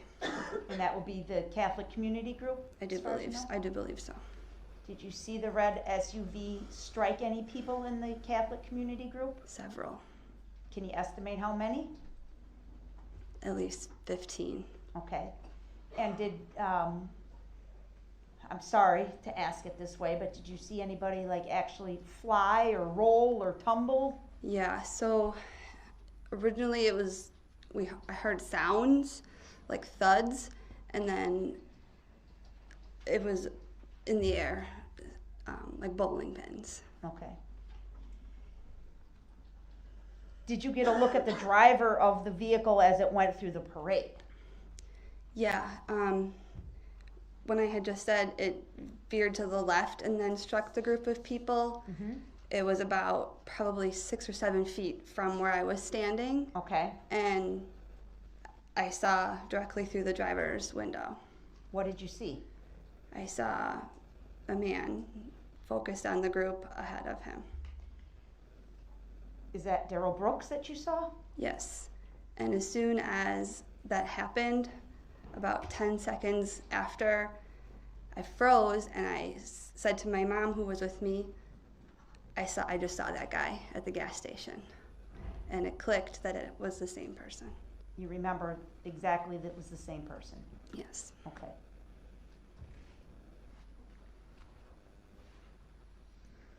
You described hearing some noises that you described as thuds, is that right? Yes. What do you think that noise was? Hitting a large group of people with a vehicle. Okay. Did you hear Mr. Brooks honking the horn on the vehicle at all? No. You described some driving maneuvers where you saw him going from side to side of the road, is that correct? Yeah, I saw it coming up Main Street in the far right lane, and I was in the far left, on the sidewalk of the far left, and it was then in the far left lane. Okay.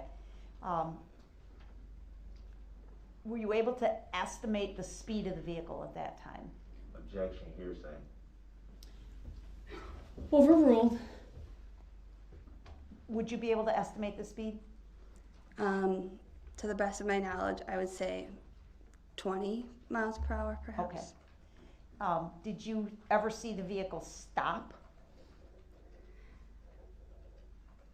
I think it had to at least very well slow down. It couldn't just continue on over as many bodies as it did. I remember the brake lights, but then it continued. Did you actually see the vehicle drive over people?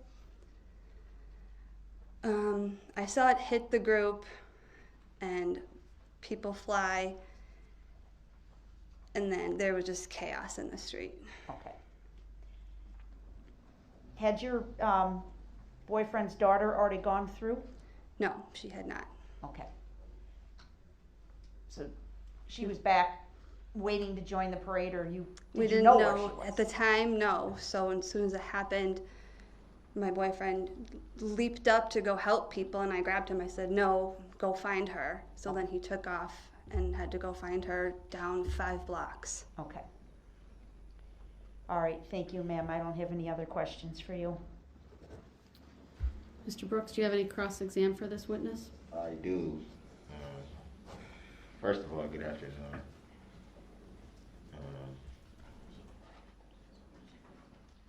You stated that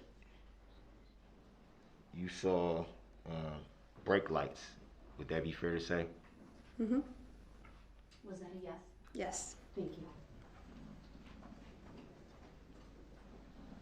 Would it be fair to say you would only see brake lights from a vehicle if it was attempting to stop? Or slow. So, just so I'm clear on that, you would see brake lights on a vehicle that is attempting to slow down or stop. Sure.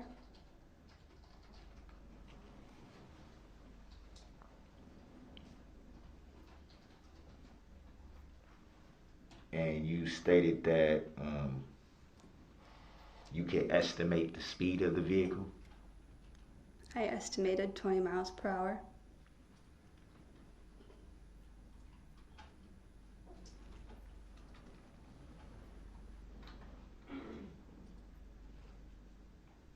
And would you characterize that as extremely fast? Yes, for the parade, yes.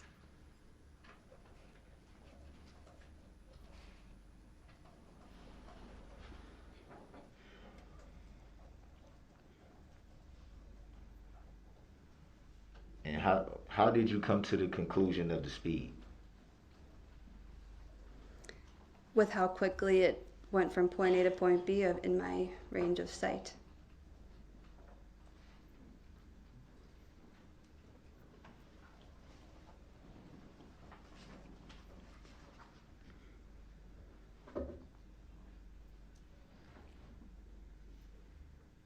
Going back to the gas station incident, you were I guess I would need to see the map again. We You still were- have that available? The map? We still have the map with the markings available up, or was it cleared after we captured I it? didn't clear it. Yeah, Okay. could we please save that as 7B, please, Your Honor? It will be saved as 7B. And admitted. Any position on that, Mr. Brooks? Yeah, I don't see the relevancy of the map. It's directly related to her testimony, sir. It's relevant. Your objection is noted. So, It's overruled. Exhibit 7B is received. where were you positioned again at the stoplight? I was in the front row in the middle lane.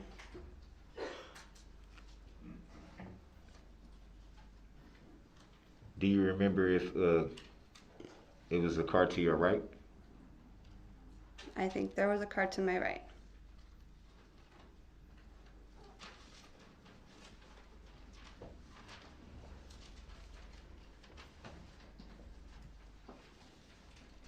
Do you recall if the vehicle you saw going into the gas station had any tinted windows? I do not.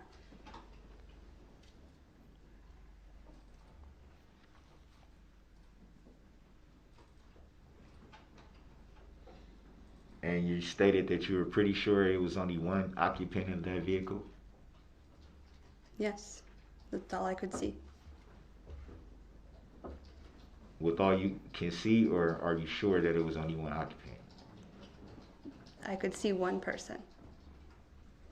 So it'd be fair to say you couldn't see any other seats in the vehicle? I saw one person when it was head to head with the vehicle next to me, the one with the arms in the air, and then I saw one person as he stuck his head out the window once he pulled in. Could you see the passenger seat? I could not from Could you that point. Could you see the back seats? No.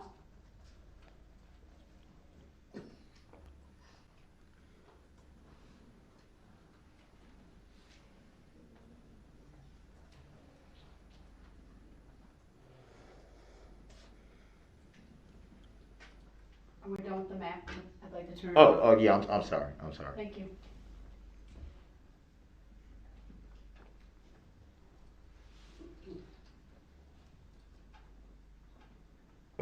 Do you recall who subpoenaed you here to testify? Yes. You stated for the record? Yes, I said. Oh, You- the state of Wisconsin district attorney. Do you see the state of Wisconsin present in the courtroom today? Objection irrelevant. Sustained. Mr. Brooks, move on. Under 90611, I've sustained all of the objections related to this line of questioning. It's not relevant. Next topic, or I will find that the cross-examination by you is done. So you're sustaining every question pertaining to that part of questioning, or is it for Yes. every testimony? Or It's on that topic, so you may continue if you choose another topic.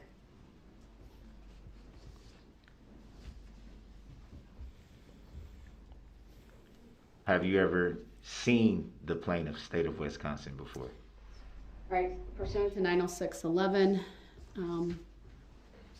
judge controls the order and mode of interrogation, that these questions violate sub 1, and Mr. Brooks will not be able to ask any further questions of this witness. Does the state have any redirect? No redirect, Your Honor. All right, thank you. You may step down.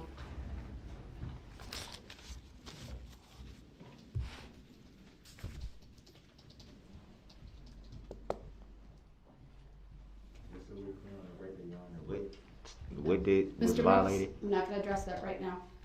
I think this will be a good time to take our afternoon break. So we'll be, I need to address a couple things with the parties, but as far as the jurors are concerned, about 15 minutes for the afternoon break, give or take. All rise for the jurors, please.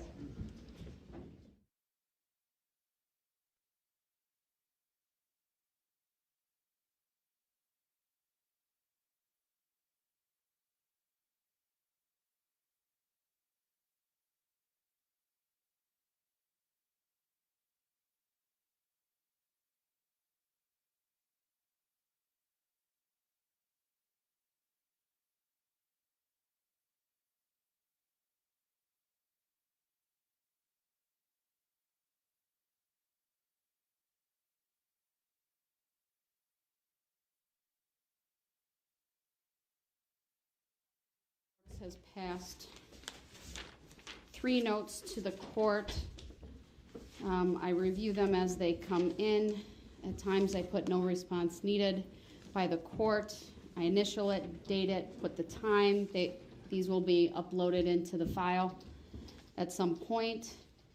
There was one particular request I do want to take up by Mr. Brooks, and that is at 1:11 p.m. he sent a note to the court indicating, "I'm very emotional right now. Can I go to the other court?"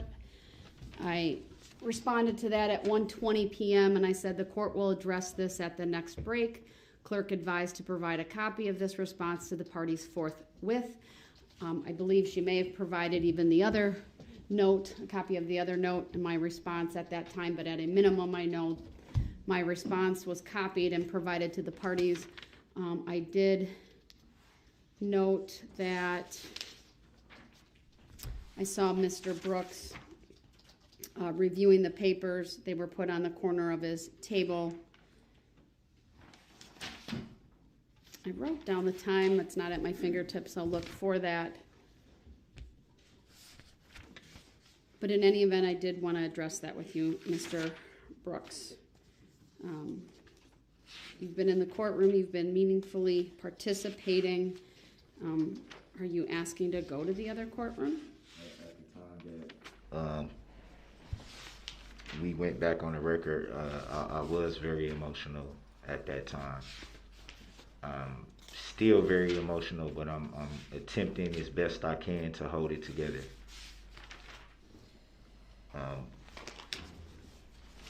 That does lead me to, since we are addressing certain things outside the... Well, I'm addressing this first, sir. Are you making a request to go to the other I'm not courtroom? making any requests at this time. Like I just stated, I'm trying my best to hold everything together considering how this day has been. I can't expect anybody else to know what's inside my head, to know what I'm going through right now, but yeah, we'll just leave that there.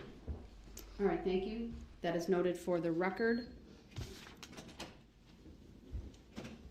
At some point, sir, after I admitted Exhibit 6, you raised an objection. I told you I would allow you to raise that outside the presence of the jury. Now is your opportunity to do that. And which one would you be referring to? Exhibit 6, sir. Or the video? We've seen multiple videos, but yes, Exhibit 6 is a video, sir. I think it's very clear what I was referring to in that video.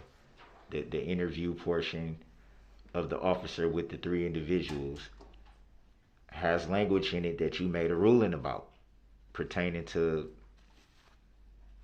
a whole different entire... Which part of the video, sir? The interview part. I'm going to say it again, as I've already said it clearly enough. The interview part between the officer and the 3 individuals. And what specifically are you referring to? What statement, sir? I need some specificity. Do you need it played? Do you need it played? Mr. Brooks, you're the one making the objection. Please make your offer of proof so I can rule on it.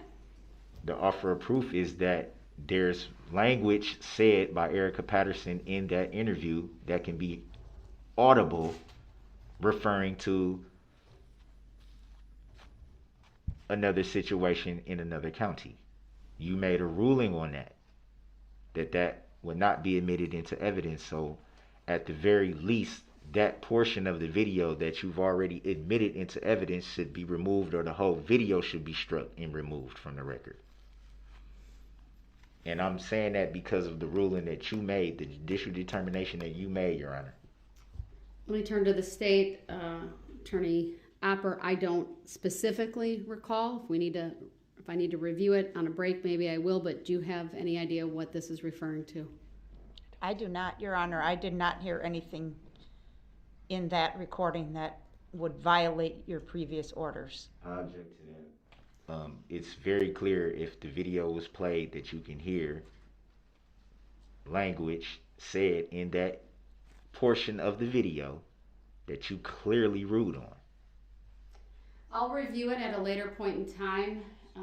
The state will need to just file that clip on a flash drive so I can review that in chambers. From my perspective, even if there were to be something, it was not offered for the truth of the matter asserted. This was to provide an account of what the officer was experiencing, but I'll review it. If there is something in there, I certainly can.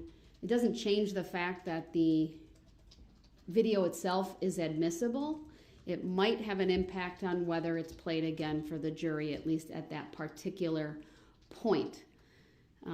But again, I didn't personally catch that, but there was a lot going on in that video at that time, a lot of audio. There's clearly, in addition to the audio from the squad, you can hear the radio, so I will need to review it again. Mr. Brooks, I'd appreciate if you not roll your eyes at me. There was a lot going on in that video.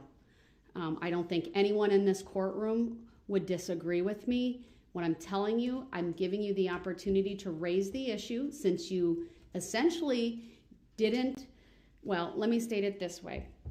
You raised it when you thought it was appropriate. I told you I'd take it up outside the presence of the jury. That's what I'm giving you the opportunity to do. What I'm telling you is I'm not going to make a ruling specifically because I need to watch the video.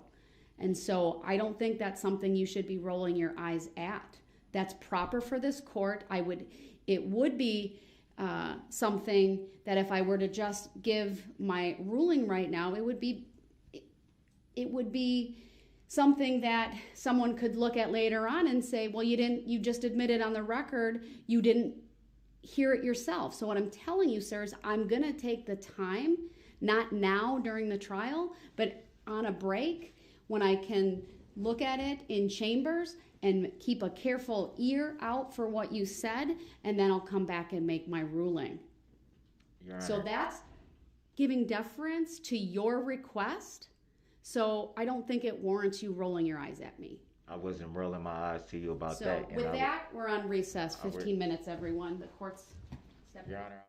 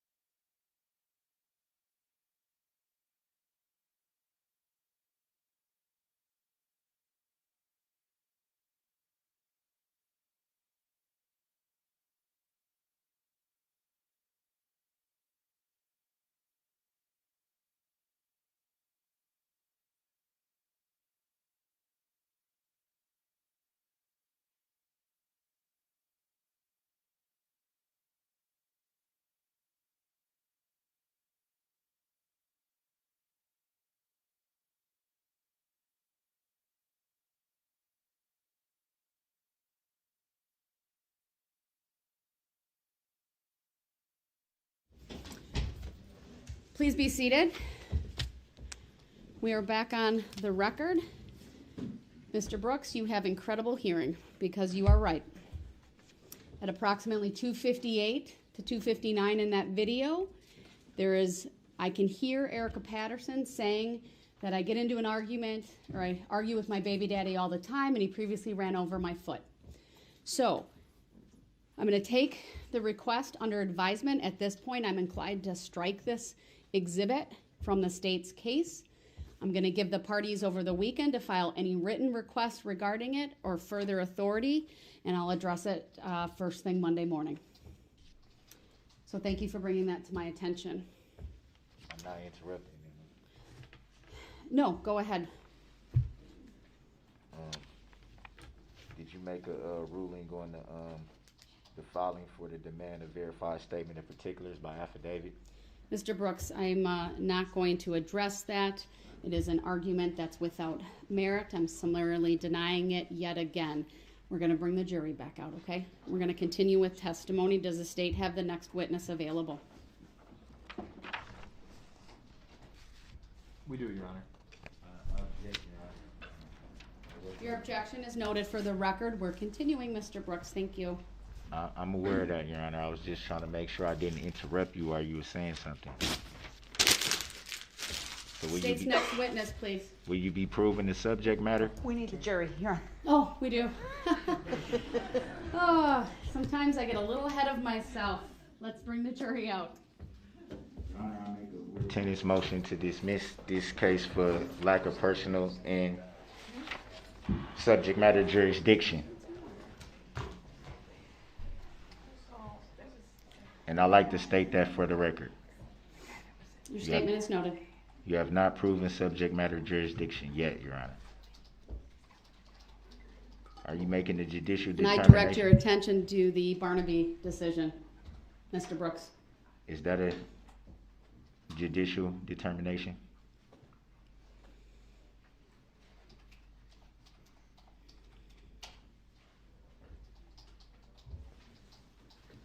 The record should reflect in that I got no answer.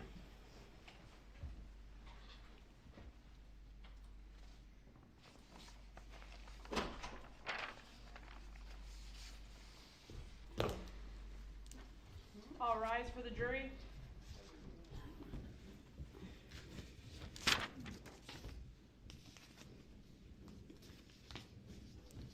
Silence is a tactic agreement, Your Honor. For the record.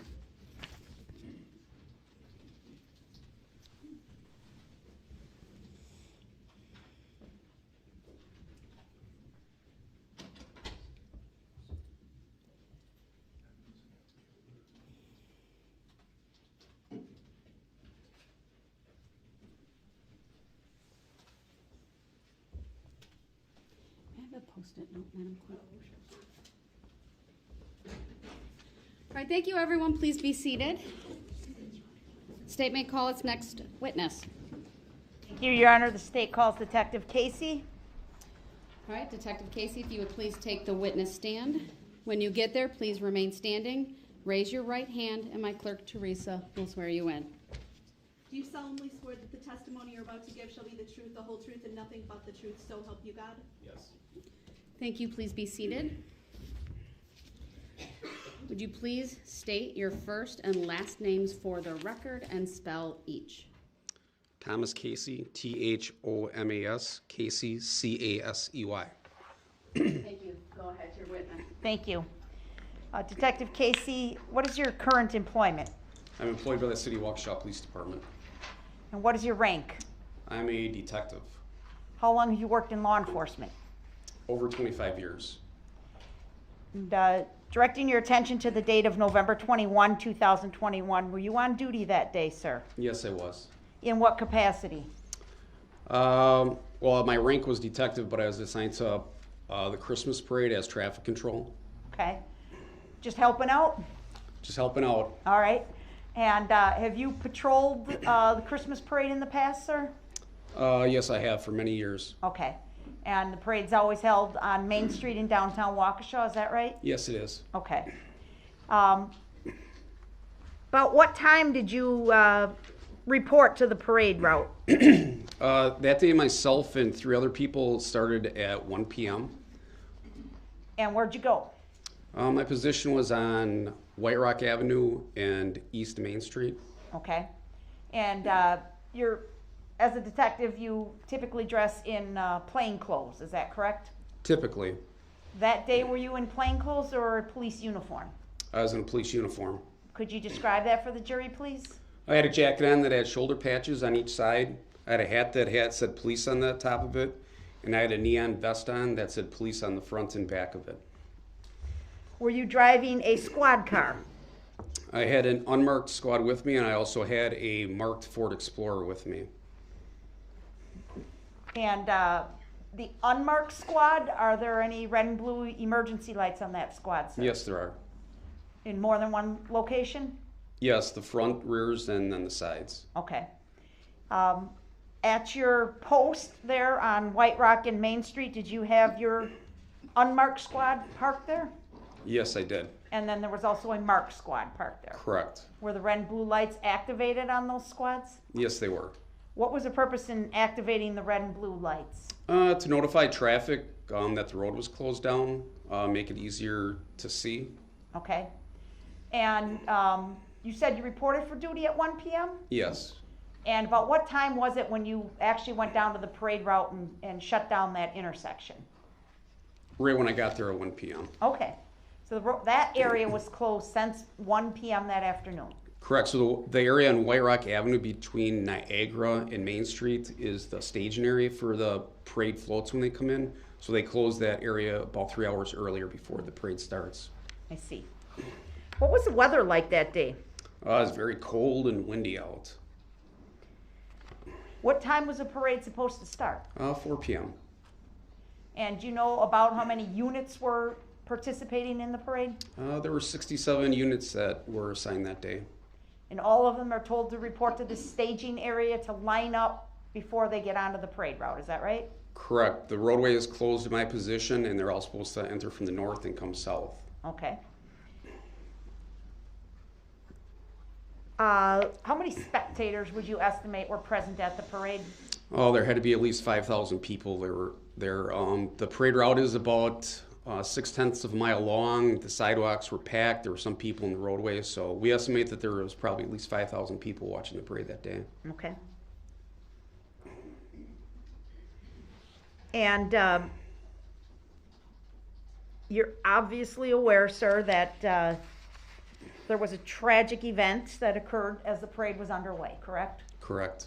Do you know of the 67 units that you told us about, how many units were impacted directly by the conduct of Mr. Darrell Brooks? There was 8 units that all had people that were injured during the parade. And you know which units those are, or which groups those are? Yes, I do. If I were to show you video of those groups early in the parade route before the SUV goes through, would you be able to identify those groups for us and tell us a little bit about each one? Certainly. All right.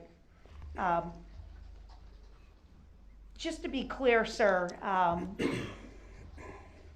well, if we could please put up Exhibit 1. It's the easiest way to ask my question.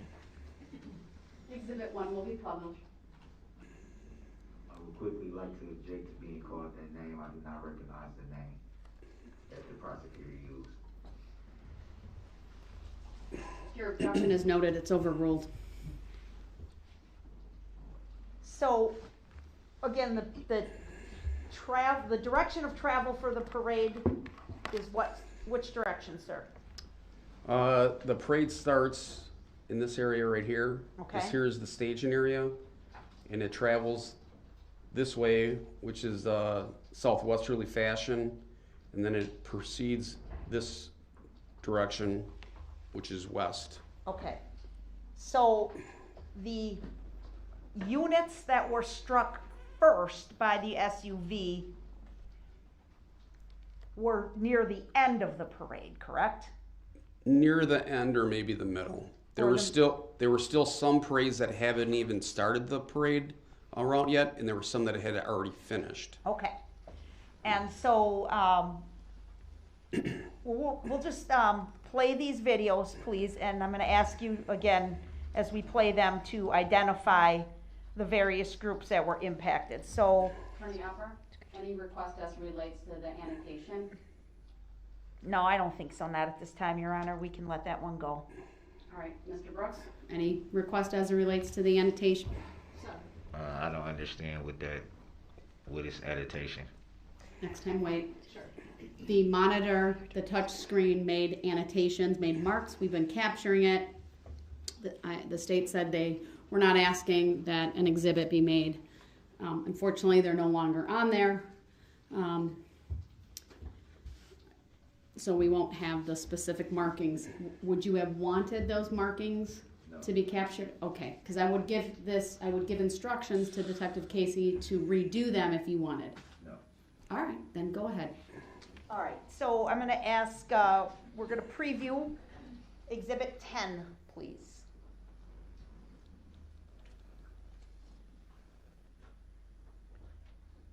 Do you see the beginning of Exhibit 10 on your screen, sir? No, I do not. It should be, hold on. It might take a second or two. I have an image on there now. Okay. Do you recognize that image? Yes, I do. And do you know Exhibit 10 to be a video clip? Yes, I do. Looking at it right now, do you recognize the group that is displayed on that first screenshot, I guess, from the video that's displayed? Yes, I do. Okay, and what group do you see there, sir? The Catholic Communities of Waukesha. Okay. And do you believe this clip that we're about to show the jury will be a truthful and accurate representation of the parade units as they entered the parade route? Objection, hearsay. Overruled. Yes, I do believe that they do. Okay. Move to admit number 10 and permission to publish, Your Honor. For the record, how long is Exhibit 10? It is 3 minutes and 31 seconds, Your Honor. Any position by Mr. Brooks? Object with the grounds. Your objection is noted. It's overruled. What are the grounds? Permission. The Exhibit 10 is received. Permission to publish is granted. What are the grounds, Your Honor? Mr. Brooks, your objection is noted. It's overruled. I'll answer this. I believe the evidence is relevant to the charges in this case.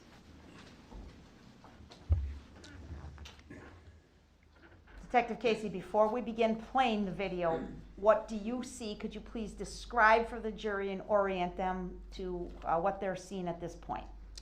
So this would be the Catholic Communities of Waukesha.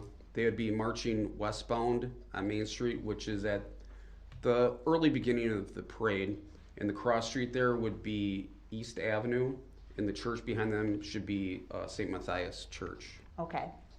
And did they have a banner in front of their group as they marched down the road? Yes, they do. Okay.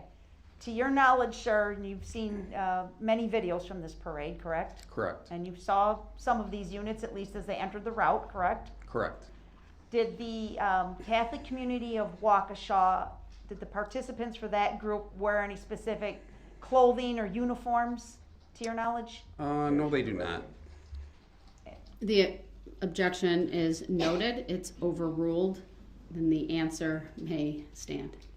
And to your knowledge, did they walk in any sort of formation?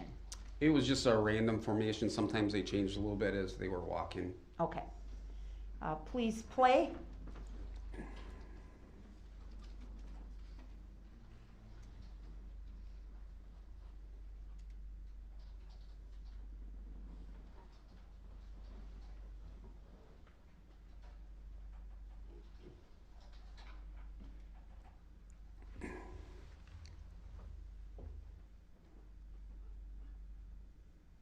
And now at about the 24-second mark, what's the next unit coming into the screen? The Dancing Grannies. Okay.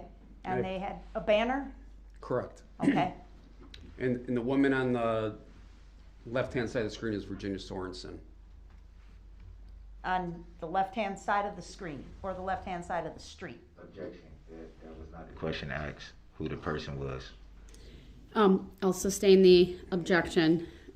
The answer was non-responsive. I'll strike it. Next question. Juries shall disregard the last answer provided by Detective Kesey. All right. Actually, we're just going to play this, and we won't identify any people at this point. Okay. To your knowledge, sir, did the dancing grannies have a uniform? Yes, they did. Do you remember generally what it looked like? It was a blue dress. They had hats. They had some lights around them. Okay. White tennis shoes. Okay. And did they march in a formation, to your knowledge? Yes, they did. Okay. Please play.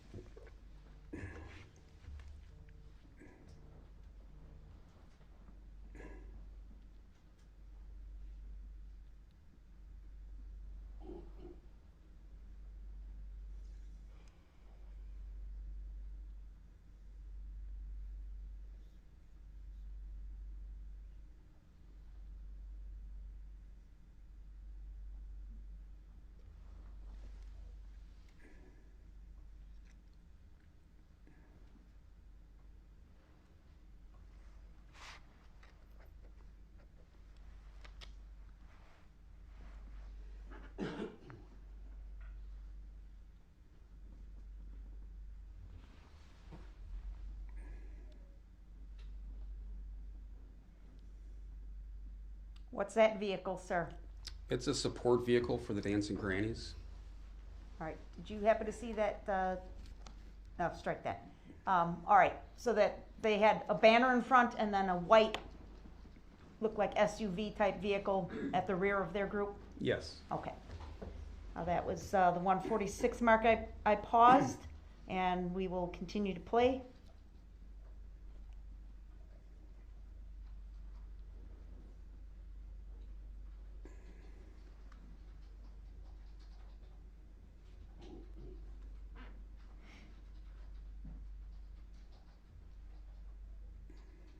And if you could please pause at the 205 mark. Which unit is this, please? This would be Citizens Bank.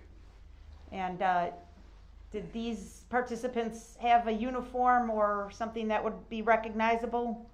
Not really uniform, but a couple of ladies got together and wore the same pants and jackets over the top, and then some Santa hats. Okay.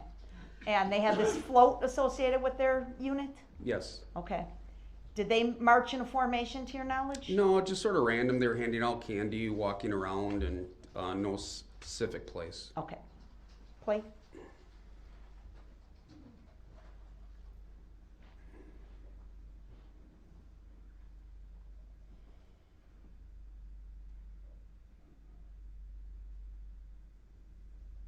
Pause.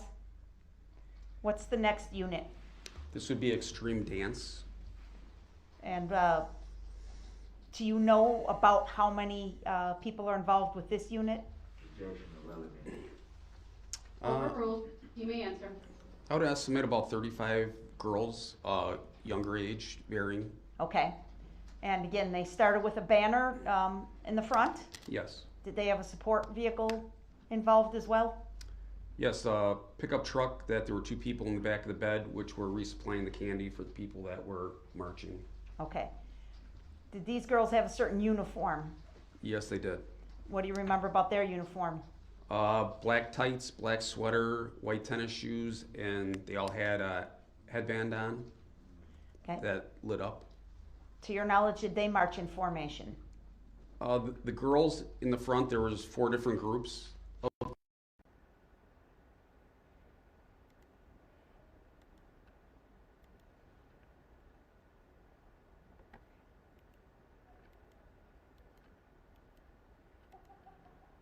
While reporting on this story, I learned that Milwaukee monitors crash and speed data along with the number of traffic citations.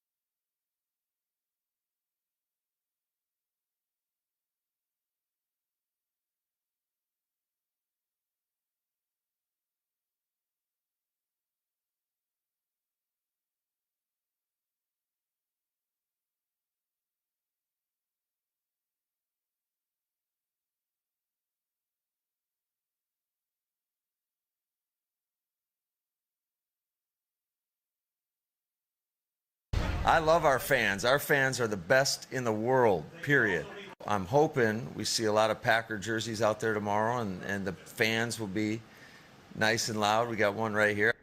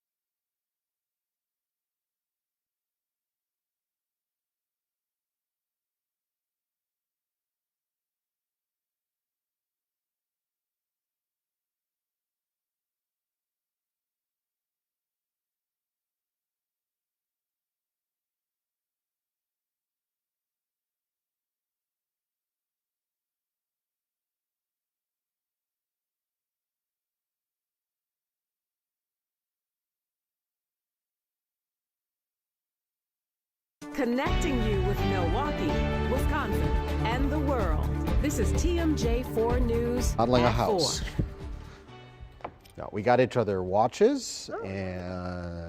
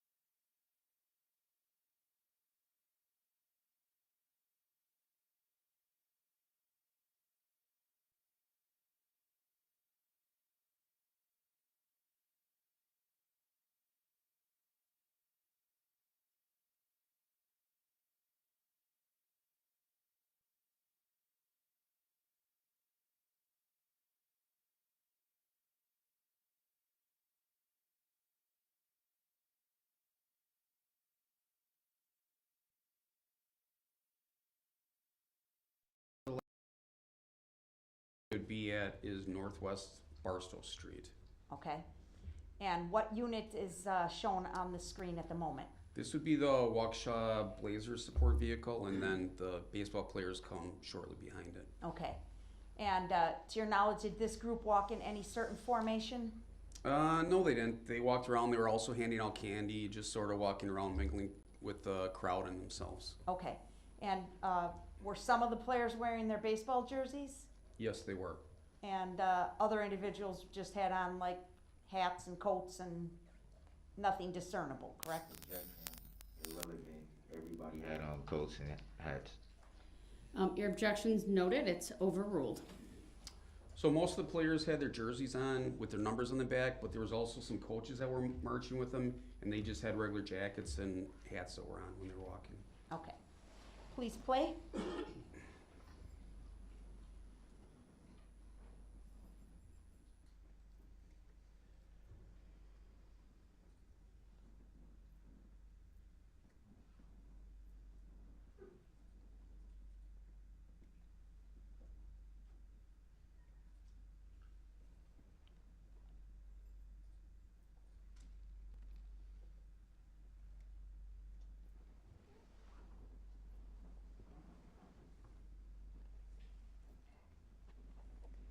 All right.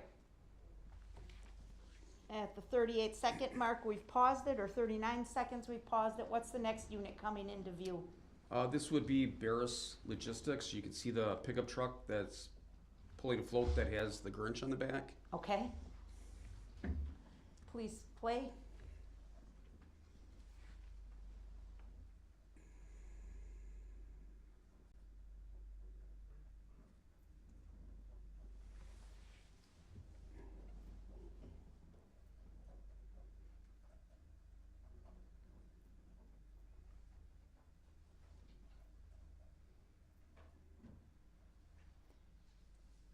And now at the 103 mark, we've paused it. What's the next unit coming into view?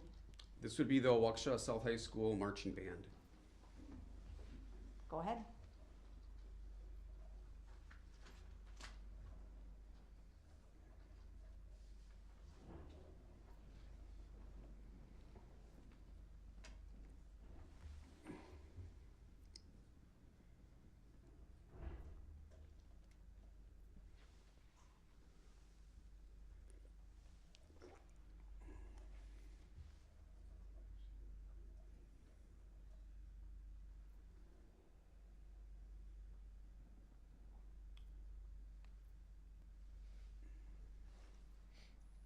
And if you could pause, what's that unit right there in the middle? Well, there's the mascot first for the Waukesha South Band, and then directly behind that is the Remax Realty support vehicle. Okay. Is it easy to distinguish the Remax vehicle? Yes, they had a big hot air balloon basket on the back, and they had a flame that was blowing out the top. That was very noticeable. Okay. Please play.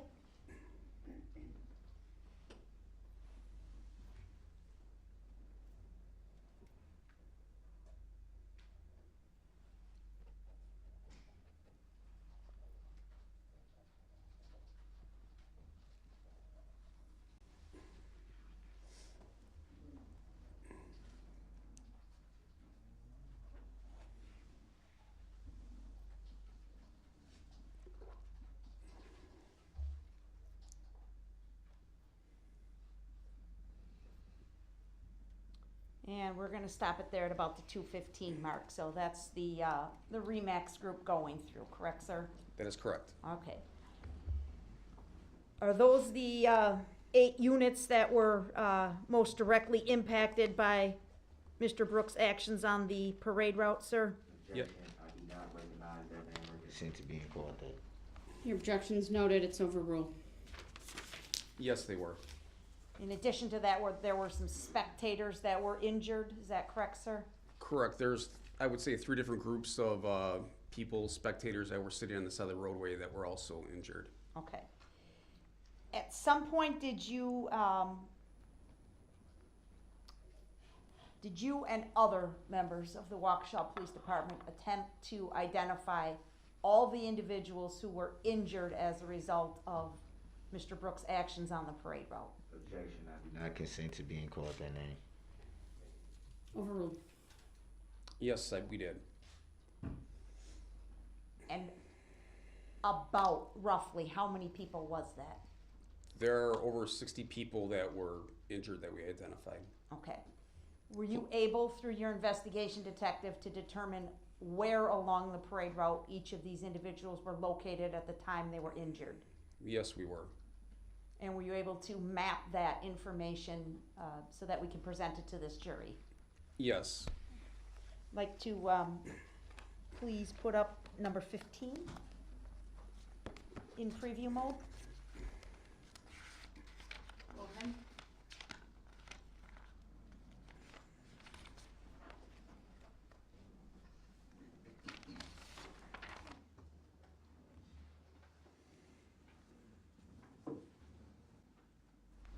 Detective, do you see State's Exhibit number 15 on the screen?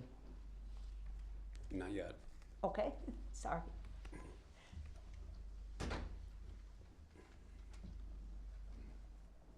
Is it up? No. Okay. Okay, please tell me when it is. It is up now. All right. Can you please identify State's Exhibit 15? This is a map that I put together that identifies the officers that were on the scene, certain locations of interest that people mentioned when they were interviewed.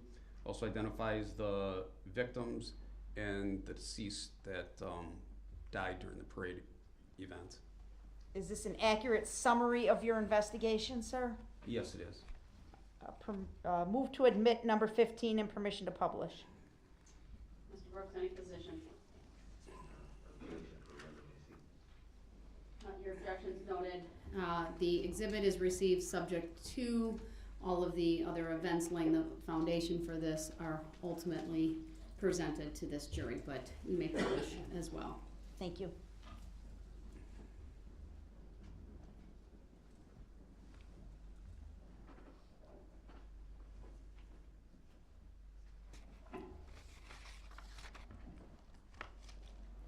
All right, and please, Ms. Gussie, if you could zoom in on the upper right-hand corner again, we'll start there again.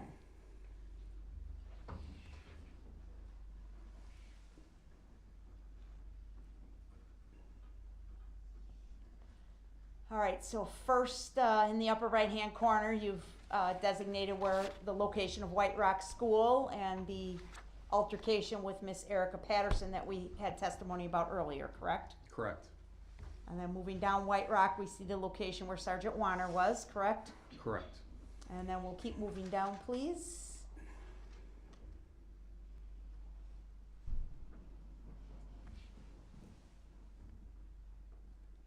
Okay, good.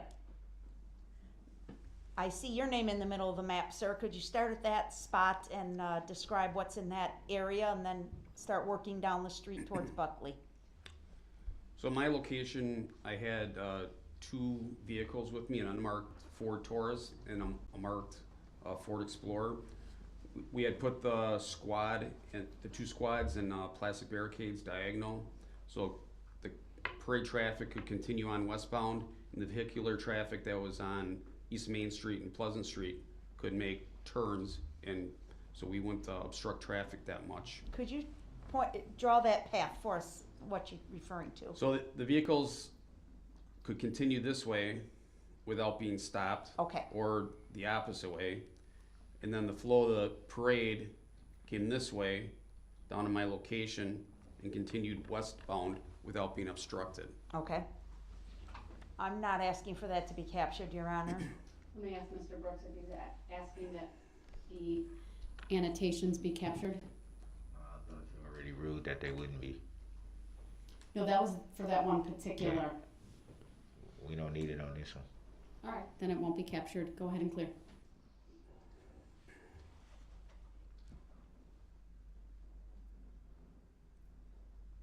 All right, sir. Through your investigation, were you able to determine who was the first person struck by the defendant's vehicle? Yes, I was. And who was that? Nicole White. And she was with the Remax group? Yes. And where was she when she was struck, if you could show us on the diagram? She was on West Main Street, just west of Northwest Barstow Street. Okay. And if you could please show us more of the bottom of the map, Ms. Gussie. Hold on, before you move. Okay. Any requests to capture that annotation from the state or the defendant? No. Mr. Brooks? Yes, caption it. All right, we'll capture that.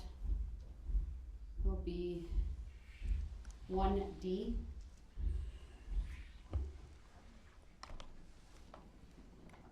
Actually, this isn't 1, this is 15. Oh, sorry, 15D. 8. Yes, 15A. Thank you for that correction. Okay, now, is it captured, Madam Clerk?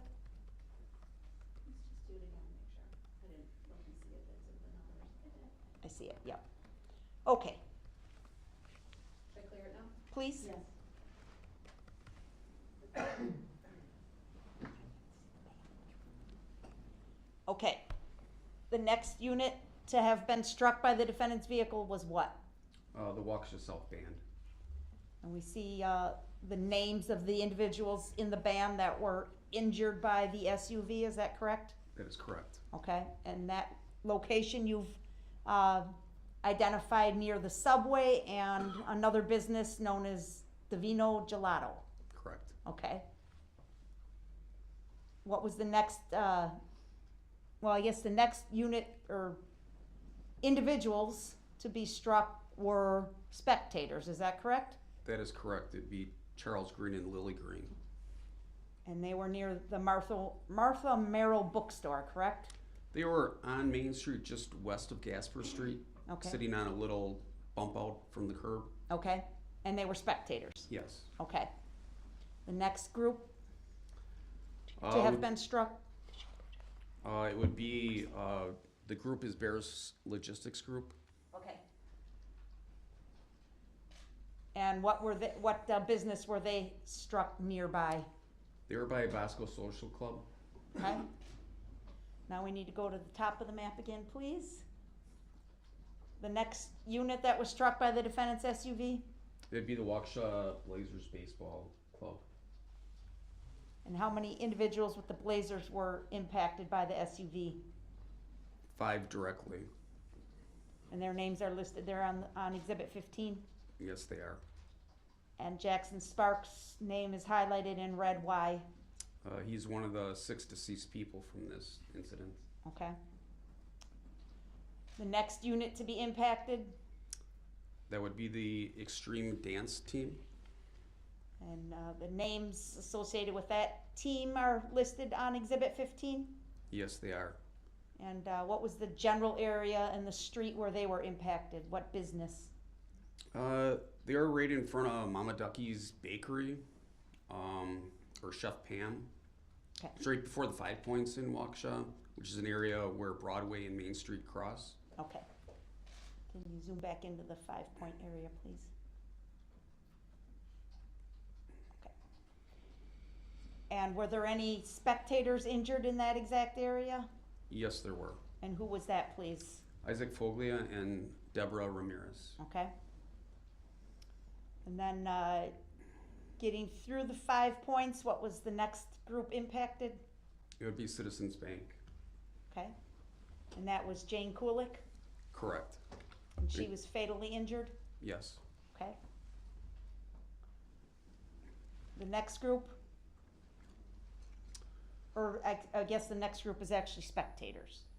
Correct. There was 3 children that were sitting on the north side of the roadway on the corner of Clinton Street and West Main, and they were struck by the vehicle when it came through. What business is located right there?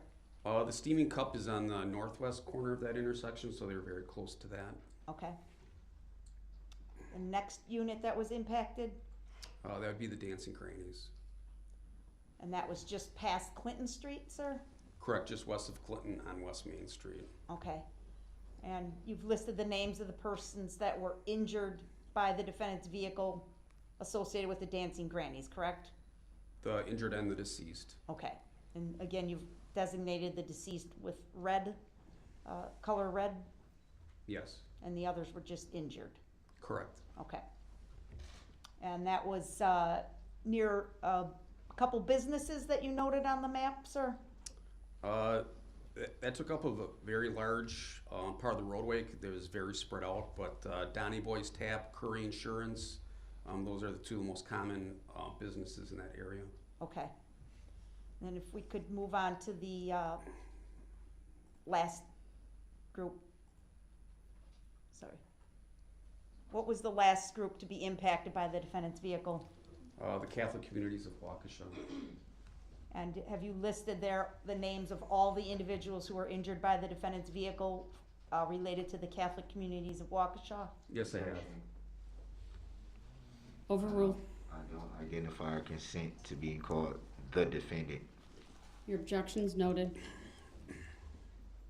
And is there a business or entity nearby that in the area where the Catholic community was struck? The closest place would be Planned Parenthood. Okay. All right, thank you. We can take down Exhibit 15, and next I'm going to ask you to please pull up number 12.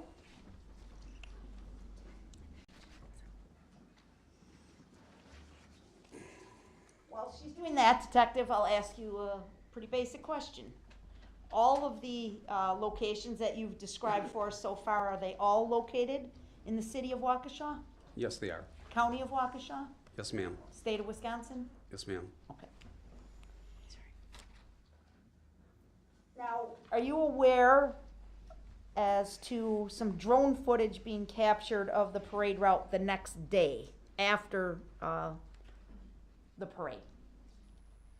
Yes, I am. Who captured that footage? Specialist Andy Schmidt. Works for your department, sir? Yes, he does in the evidence department. Okay. And was the drone able to travel the length of the parade route? This captures from the area where the people started being injured. We didn't capture the entire route. Okay. And to your knowledge, sir, you've seen this video before, correct? Yes, I have. Is it a true and accurate depiction of the way Main Street looked on the morning of November 22, 2021 at about 9:56 a.m.? Yes, it is. By now, all of the injured have been removed from the scene, obviously. Injured and deceased. Okay, but there's still objects in the roadway? Correct. And investigators and other people can be seen in the drone footage? Yes. Okay. Move to admit number 12 and permission to publish, please. Any position by you, Mr. Brooks? Objection. Your objection is noted. It's overruled. Exhibit 12 is received. Permission to publish is granted.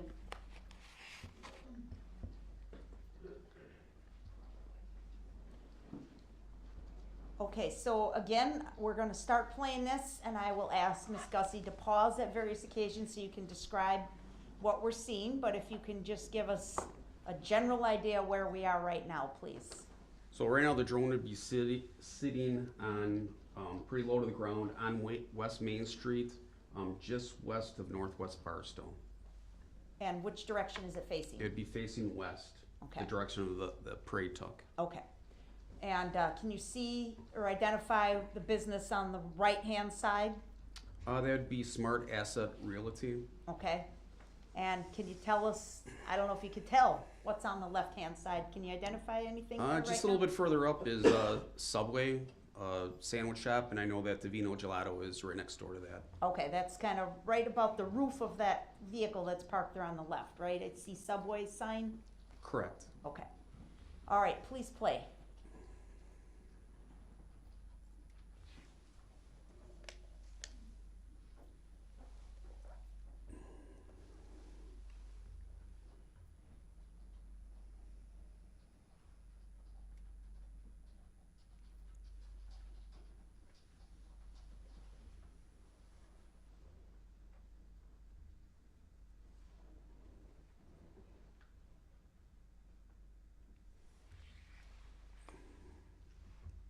And can you pause it here, please, at the 23-second mark?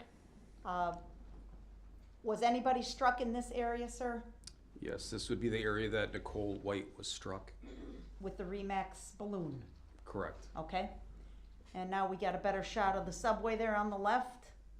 Correct. Okay, and on the right past Asset Realty, there seems to be a tall building with some mirrored windows on the right. Do you see that? Correct, that should be 220 West Main Street. And what's located there, sir?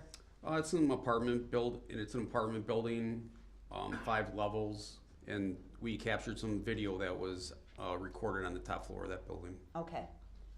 All right, play.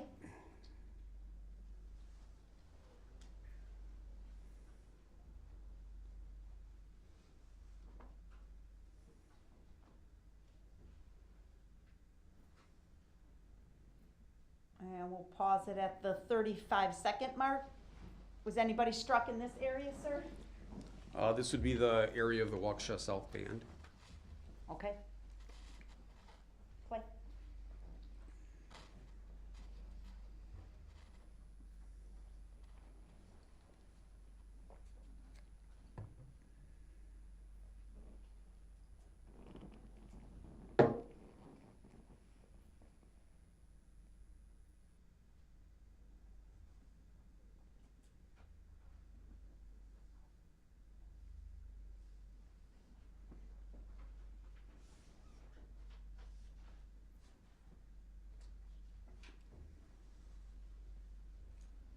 And we'll pause it there. At the 59-second mark, what do we see here, sir? The businesses, identify, please. There's a chocolate shop on the left, and then Divino Gelato is just on your left, and the front building on your left with the black roof is Martha Merrill's bookstore. Okay. Was anybody struck in this area? This would be the area that Barris Logistics was at. Okay. Play.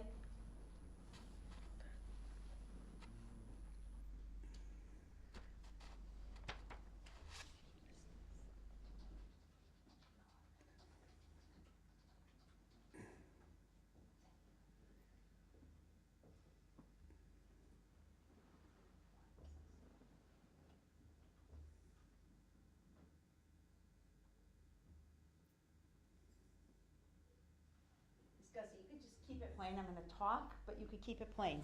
It's at the 117 mark. What's that cross street here? This would be Gasper Street. Okay.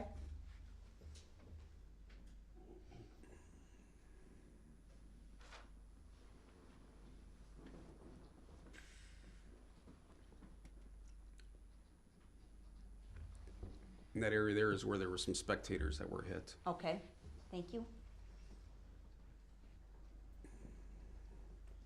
Now we've just crossed Gasper? Correct. Okay.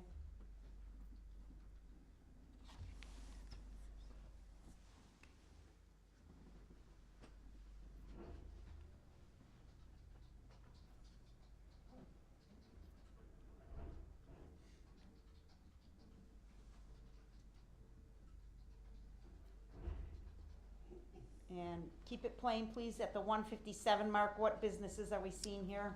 The joke shop is on your left, and the Waukesha Theater's on your right. That's the area that the Waukesha Blazers were in when they were hit. Okay.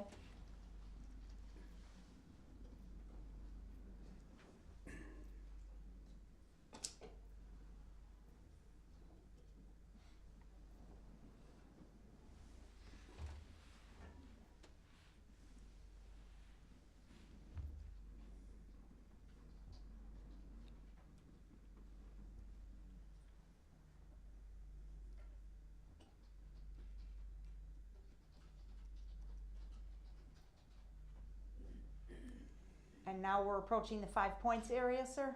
Correct. All right. Was any group injured in this area? This is where the Extreme Dance Club was when they were impacted. Okay. For the record, that was at 2:34. Thank you, ma'am. At the 240 mark here, what's this business on the right? Objection. Just for the record, who are the people off to the right? You can question the witness during cross-examination, okay?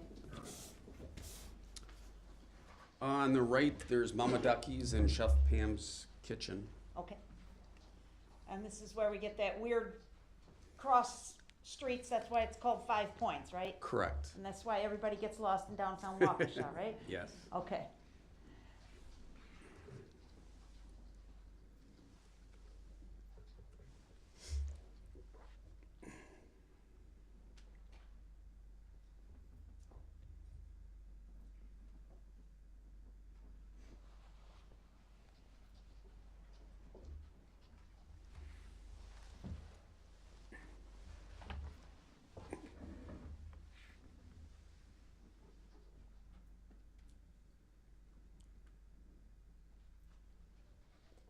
All right, now we've gotten through the 5 Points.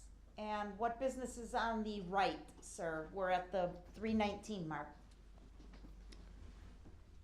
There's a Irish restaurant on the right, and then coming up ahead is the Steaming Cup. That's right on the corner, on the right corner. And then on the left corner would be People's Park, which is a restaurant. And that's the Clark Hotel on the right? Correct. Okay.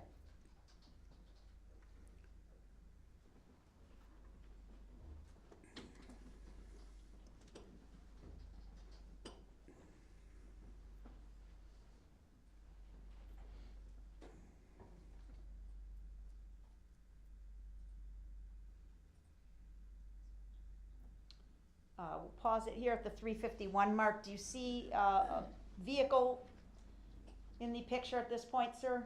Yes, I do. Do you know what unit that vehicle is associated with? That's a support vehicle for Citizens Bank. Is this the area where Jane Kulik was struck and killed? Yes, just up in front of the vehicle on the right-hand side, there's 2 green hash marks that would be the location that she was found at. Okay. Play, please.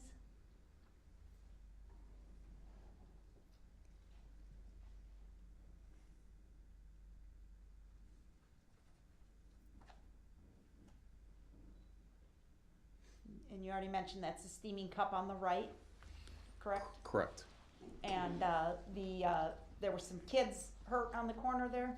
Yes, on this corner where the blankets were, there's 3 kids that were sitting there that were impacted. Okay.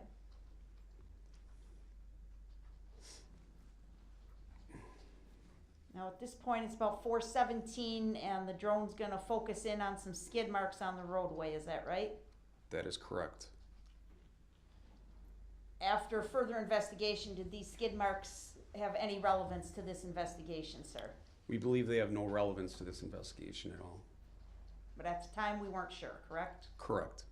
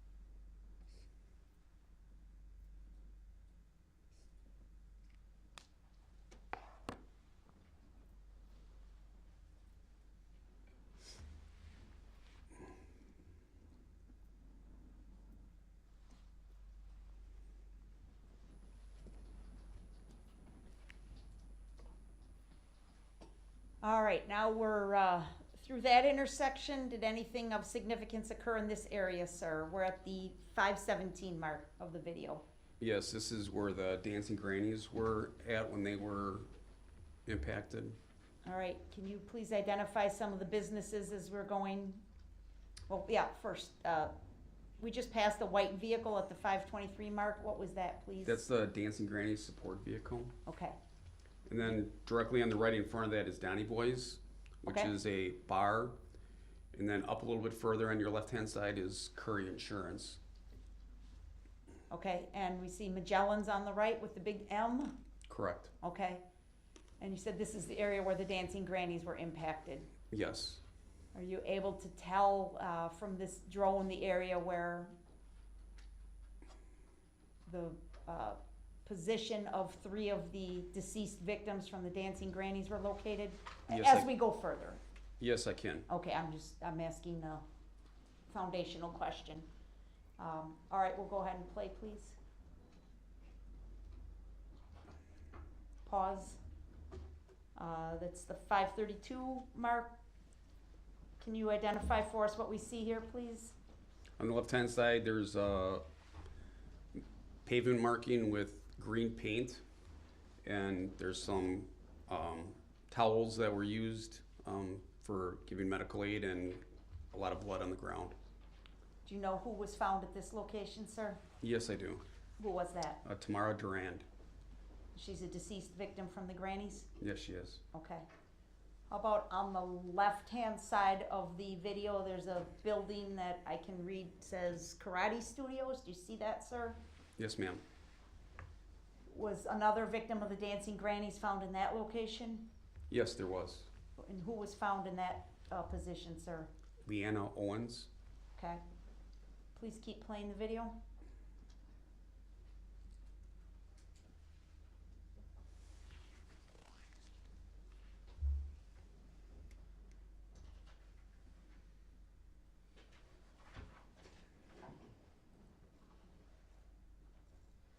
That's Curry Insurance on the left. I can see the sign. Correct. Okay. And coming up will be the third position for one of the Dancing Grannies who suffered fatal injuries as a result of this incident, sir? Yes. Right there? Correct. Who was found in that location? Virginia Sorensen. Okay. Continue playing. What's the side street we're passing here? Maple Avenue. Okay.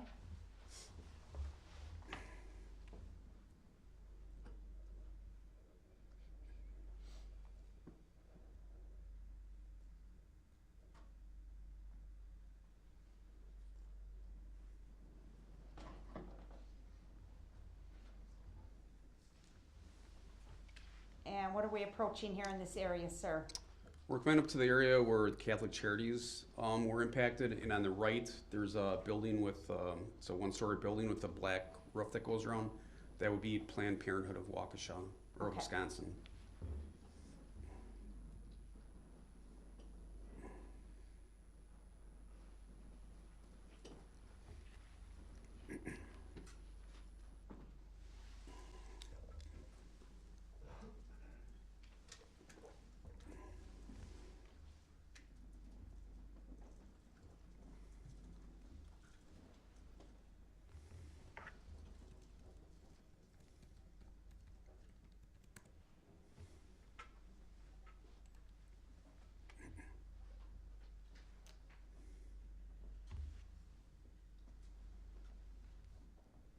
And now we're getting towards the end of Main Street here where it turns to Wisconsin Avenue? That is correct. Okay. There's a natural bend in the road to the left, right? That is correct. Dog leg left.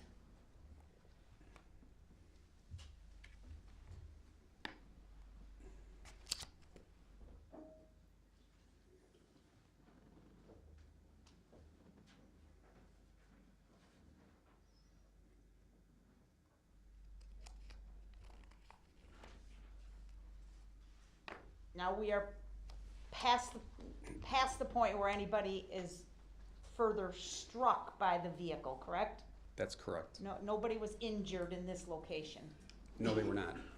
But we're approaching, if the video will go, we're approaching Veterans Park. Correct. Veterans Park is directly in front. If you were not turn on the roadway, you would run into Veterans Park. Right where that big tree is in the middle of the street. Yes.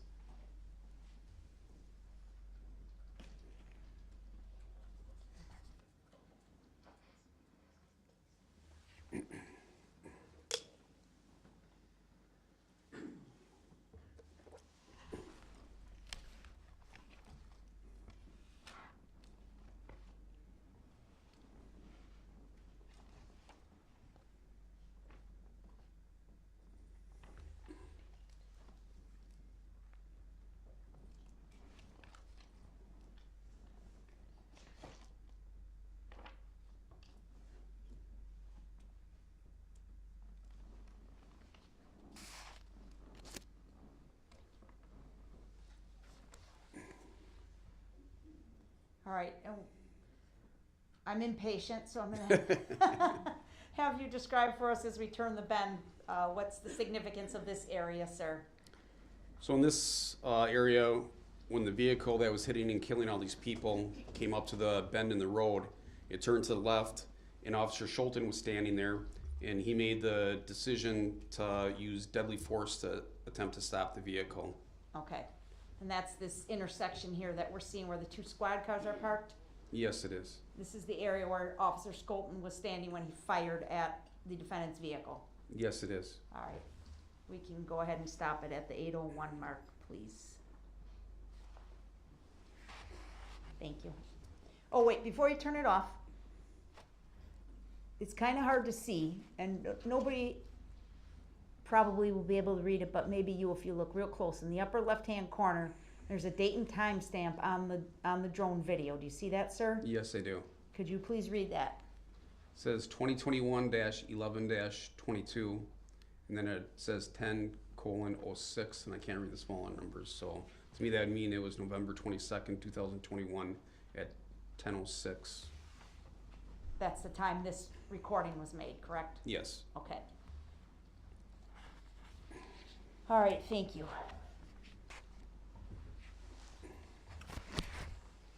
Yeah, but will we be turning to a new topic?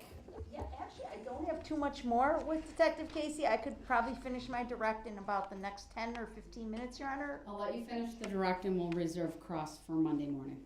Thank you. Go ahead. Sir, I want to show you another item that's been marked as exhibit. Exhibit 141. May I approach a witness, Your Honor? You may.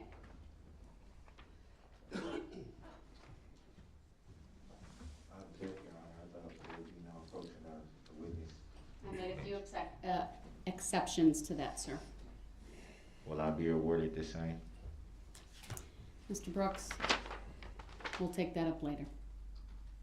Sir, can you please identify number 141? This is a list of everyone that is named victim in this case, which count it refers to, and the group that they are associated with. Is that a summary of the testimony that you just provided, sir? Objection. First, are we still looking at the video? No, we can turn that off. Thank you. So your objection is, that is granted. Do you have an objection to the question that was asked? Okay, keep going. Yes, it is. Okay. And that's a document we created for use at this trial. Is that right, sir? Yes. Keep track of everybody. Correct. And keep the counts all straight. Okay. There's a lot of information to keep track of. Okay.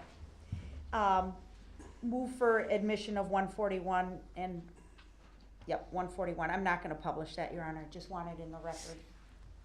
Mr. Brooks, any position on that? Yeah, object. Is that a document?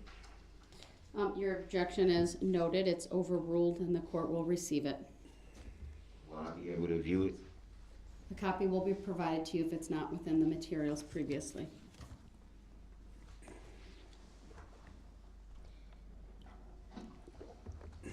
Now, Detective Casey, I would like to return back to your post on White Rock Avenue and Main Street on November 21 of 2021.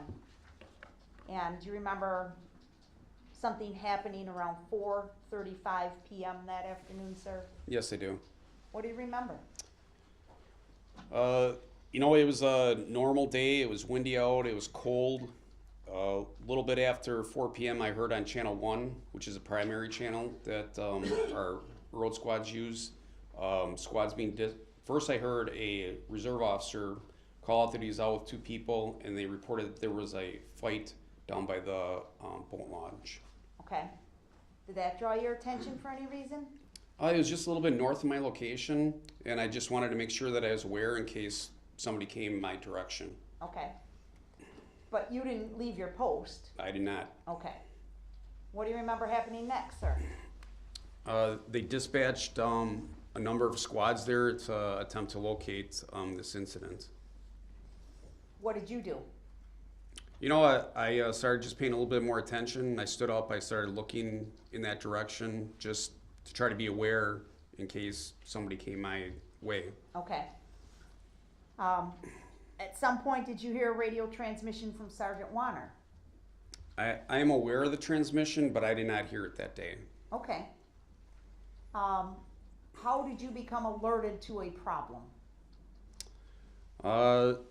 It was about 4:37 p.m. I was standing up. I was sort of in the diagonal part of the intersection, and I heard a horn blaring, beep, beep, beep, beep, and that sort of like alerted me, trying to figure out what was going on White Rock in the staging area. So I started to look up that way. Okay. What did you see?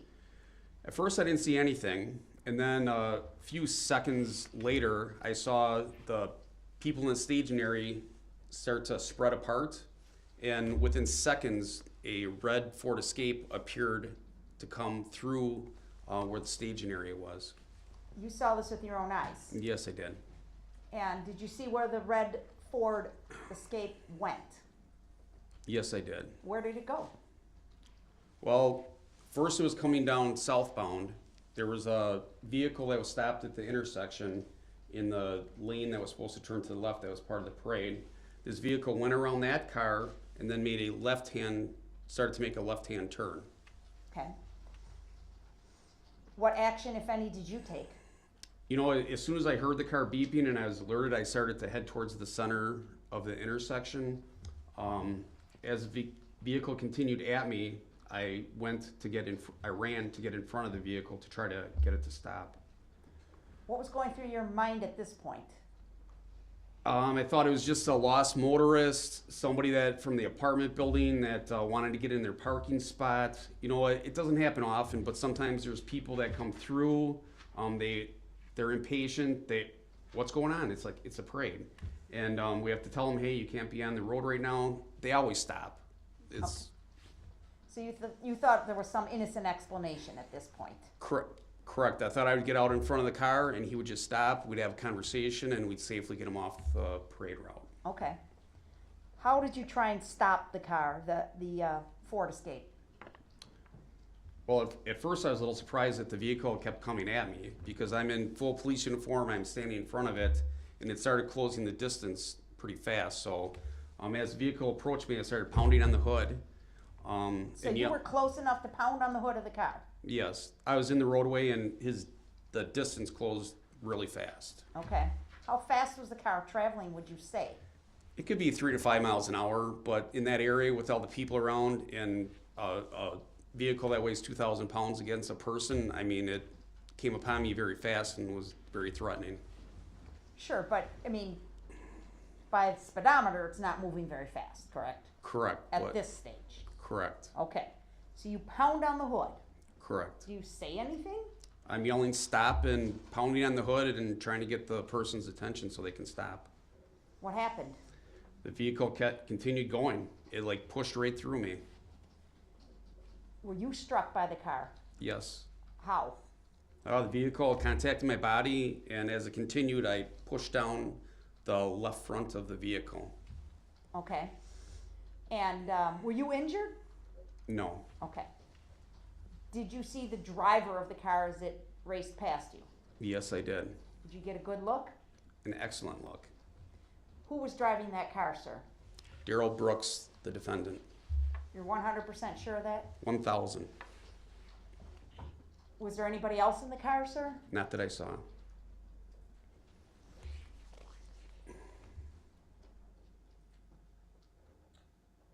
I'd like to show you an item that's been marked as exhibit number 8, please.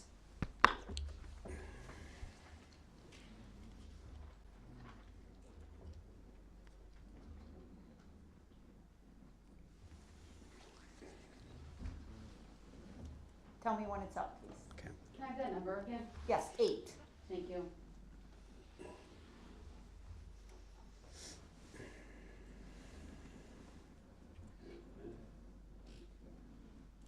It is up. What do you see on the screen, sir?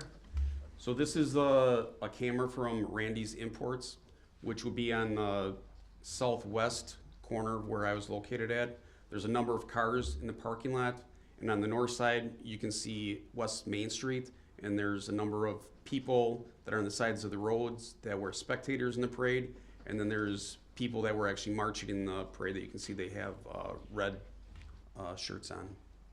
You've seen this video clip before, sir? Yes, I have. Do you believe it's a true and accurate representation of the events of November 21, 2021? Absolutely. And this clip is about 28 seconds long, is that right? Yes. Move to admit and permission to publish number 8. Mr. Brooks, any position on that? What is the relevancy of it? Is that an objection? Yes, Your Honor. Your objection's noted, it's overruled. Exhibit 8 is received, permission to publish is granted.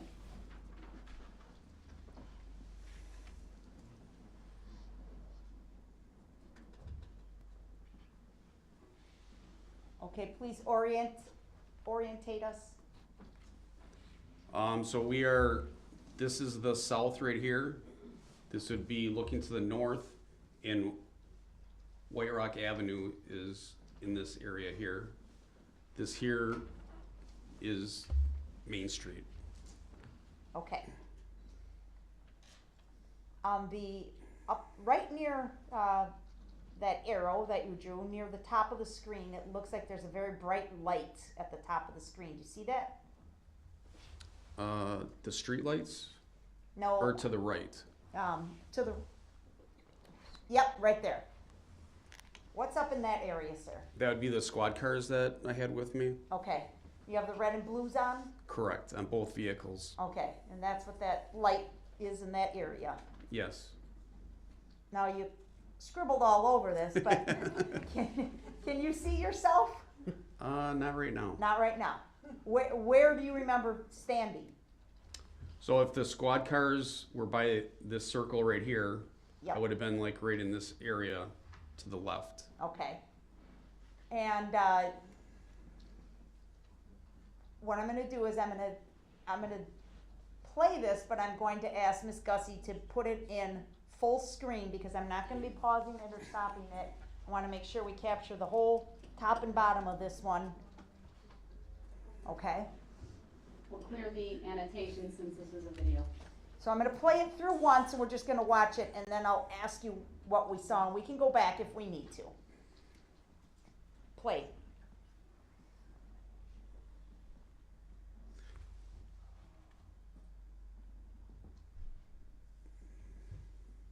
Do you want me to talk while it's going on or after? No, because I can't see the counter, so.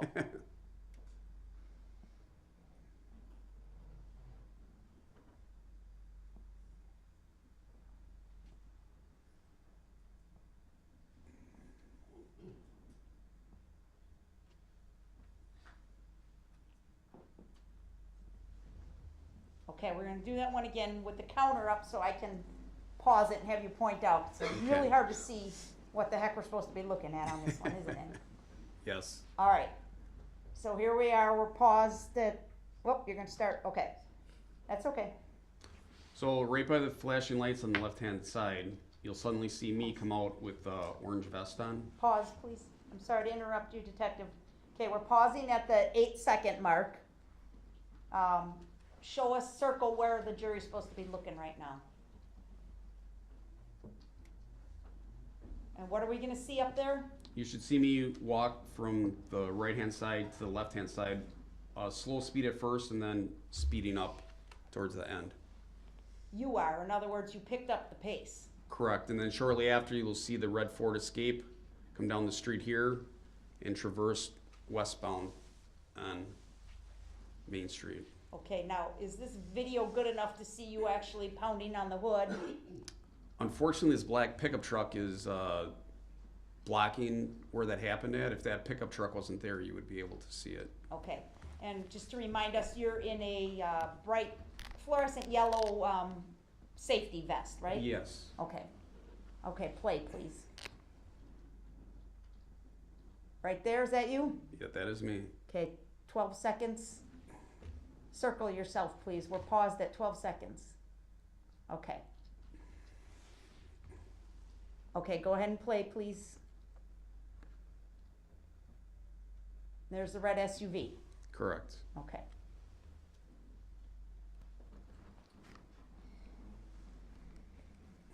Okay, thank you. That's it for Exhibit 8. I'm going to ask Ms. Gussie to pull up Exhibit 120.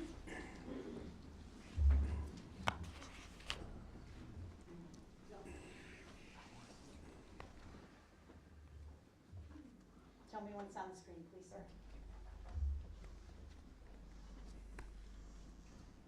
The photo is up. Okay. Have you seen this photograph before, sir? Yes, I have. This is State's Exhibit 120. Do you believe this photograph is a true and accurate representation of the events of November 21, 2021?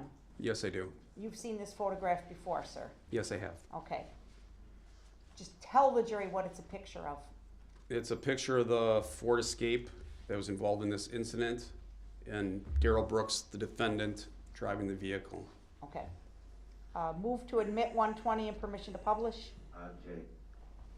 Your objection is noted. It's overruled. Exhibit 120 is received. Permission to publish is granted. I don't consent to being called that name or defendant. Your objection's noted.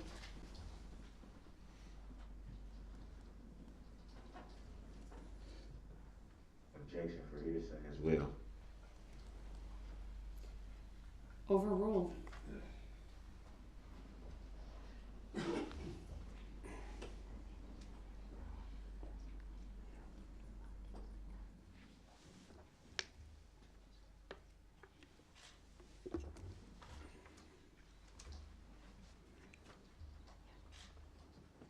Okay, detective, please help the jury see what we're supposed to see. Where is the red SUV?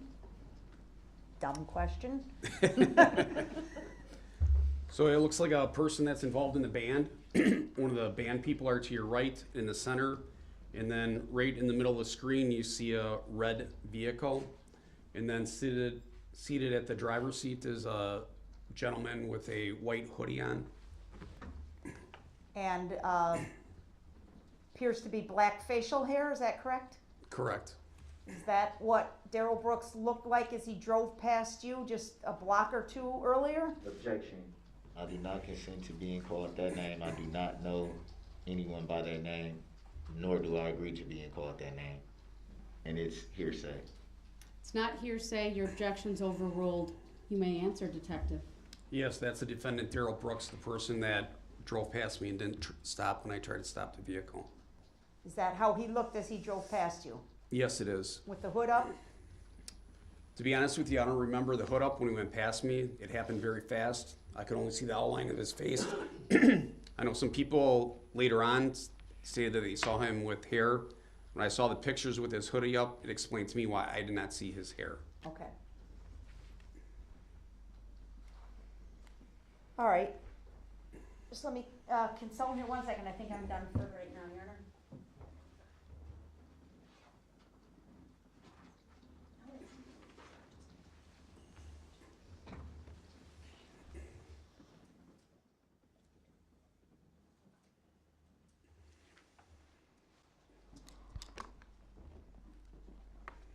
I don't have any other questions for this witness at this time, Your Honor. Right, Mr. Brooks, I will give you an opportunity to cross-examine, but that will be Monday morning since it is 4:41. Now 4:42, we've had a long week for the jurors and a couple of long nights, so I'm gonna break now. I do need to read through an instruction. May Detective Casey step down? He may step down, thank you.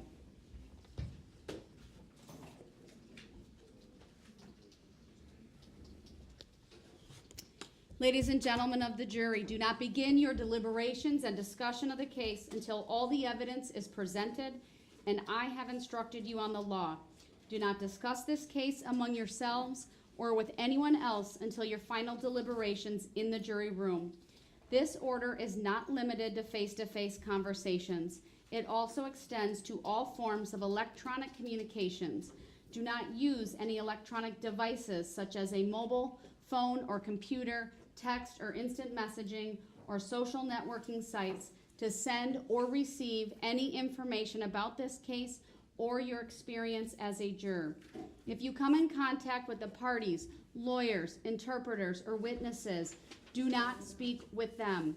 For their part, the parties, lawyers, interpreters, and witnesses will not contact or speak with the jurors. Do not listen to any conversation about this case. Do not research any information that you personally think might be helpful to you in understanding the issues presented. Do not investigate this case on your own or visit the scene, either in person or by any electronic means. Do not read any newspaper reports or listen to any news reports on radio, television, over the internet, or any other electronic application or tool about this trial. Do not consult dictionaries, computers, electronic applications, social media, the internet, or other reference materials for additional information. Do not seek information regarding the public records of any party or witness in this case. Any information you obtain outside the courtroom could be misleading, inaccurate, or incomplete.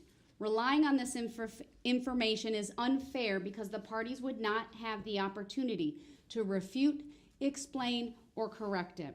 Do not communicate with anyone about this trial or your experience as a juror while you are serving on this jury. Do not use a computer, cell phone, or other electronic device, including personal wearable electronics applications or tools with communication capabilities, to share any information about this case. For example, do not communicate by telephone, blog post, email, text message, instant message, social media post, or in any other way on or off the computer.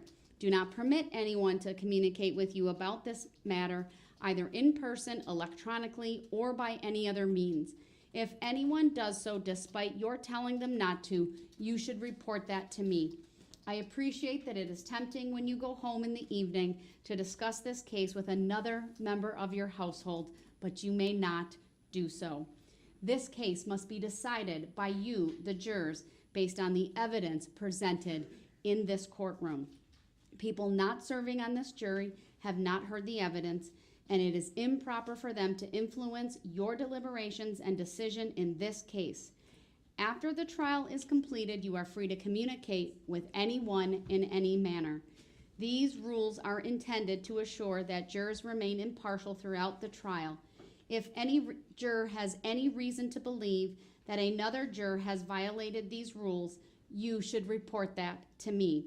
If jurors do not comply with these rules, it could result in a new trial involving additional time and significant expense to the parties and the taxpayers. You are to decide the case solely on the evidence offered and received at trial. With that, ladies and gentlemen of the jury, you are excused for the weekend. We'll see you Monday morning. All rise for the jury, please.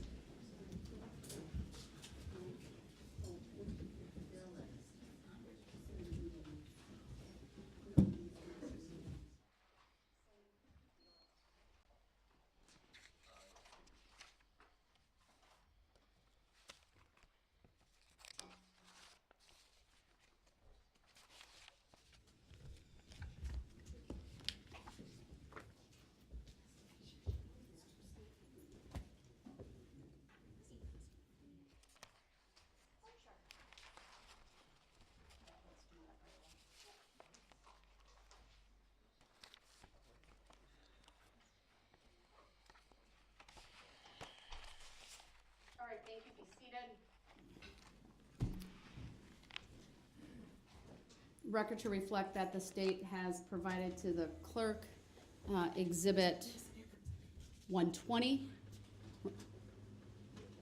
That's 141. Sorry, 141. You look back a page.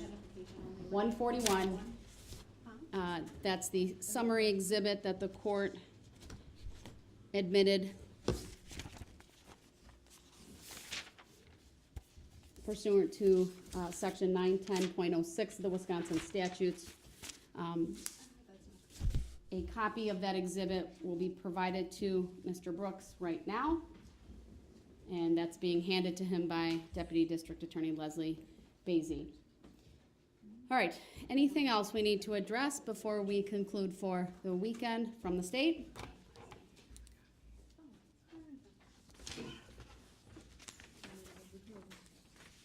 Yes, Your Honor. Your Honor, the state is excusing from its subpoenas, with the court's permission, please, Officer Phillips, Kyle Edwards, and Holly Berg. Have you received any of the subpoena forms from Mr. Brooks related to any of these witnesses to assist with? Oh, I'm sorry. I apologize because I was speaking with Ms. Basie. So she also reminded me that you were going to rule later as to Detective Guth and Erica Patterson. So we do not intend to recall these individuals. We would seek to release them from our subpoenas if they are on Mr. Brooks' witness list, which he has due on Monday, and he wants them subpoenaed. We would make arrangements to have them return. I guess the question is the exclusion order. Or maybe we should wait to see his witness list on Monday. Let's wait to see the witness list on Monday, please. That's your due date. So I expect that will be filed, and then I can take up the issue of releasing individuals from their subpoenas from the district attorney's office. And then, of course, I'll take up Monday morning the issue with Exhibit 6. Yes. All right, Mr. Brooks, anything from you at this time? I'm definitely gonna have the subpoenas. Like I said, I would need to, I guess, confer with how to properly get them done and filed in the right fashion. Mr. Brooks, I've advised you previously, I would be willing to review for completeness.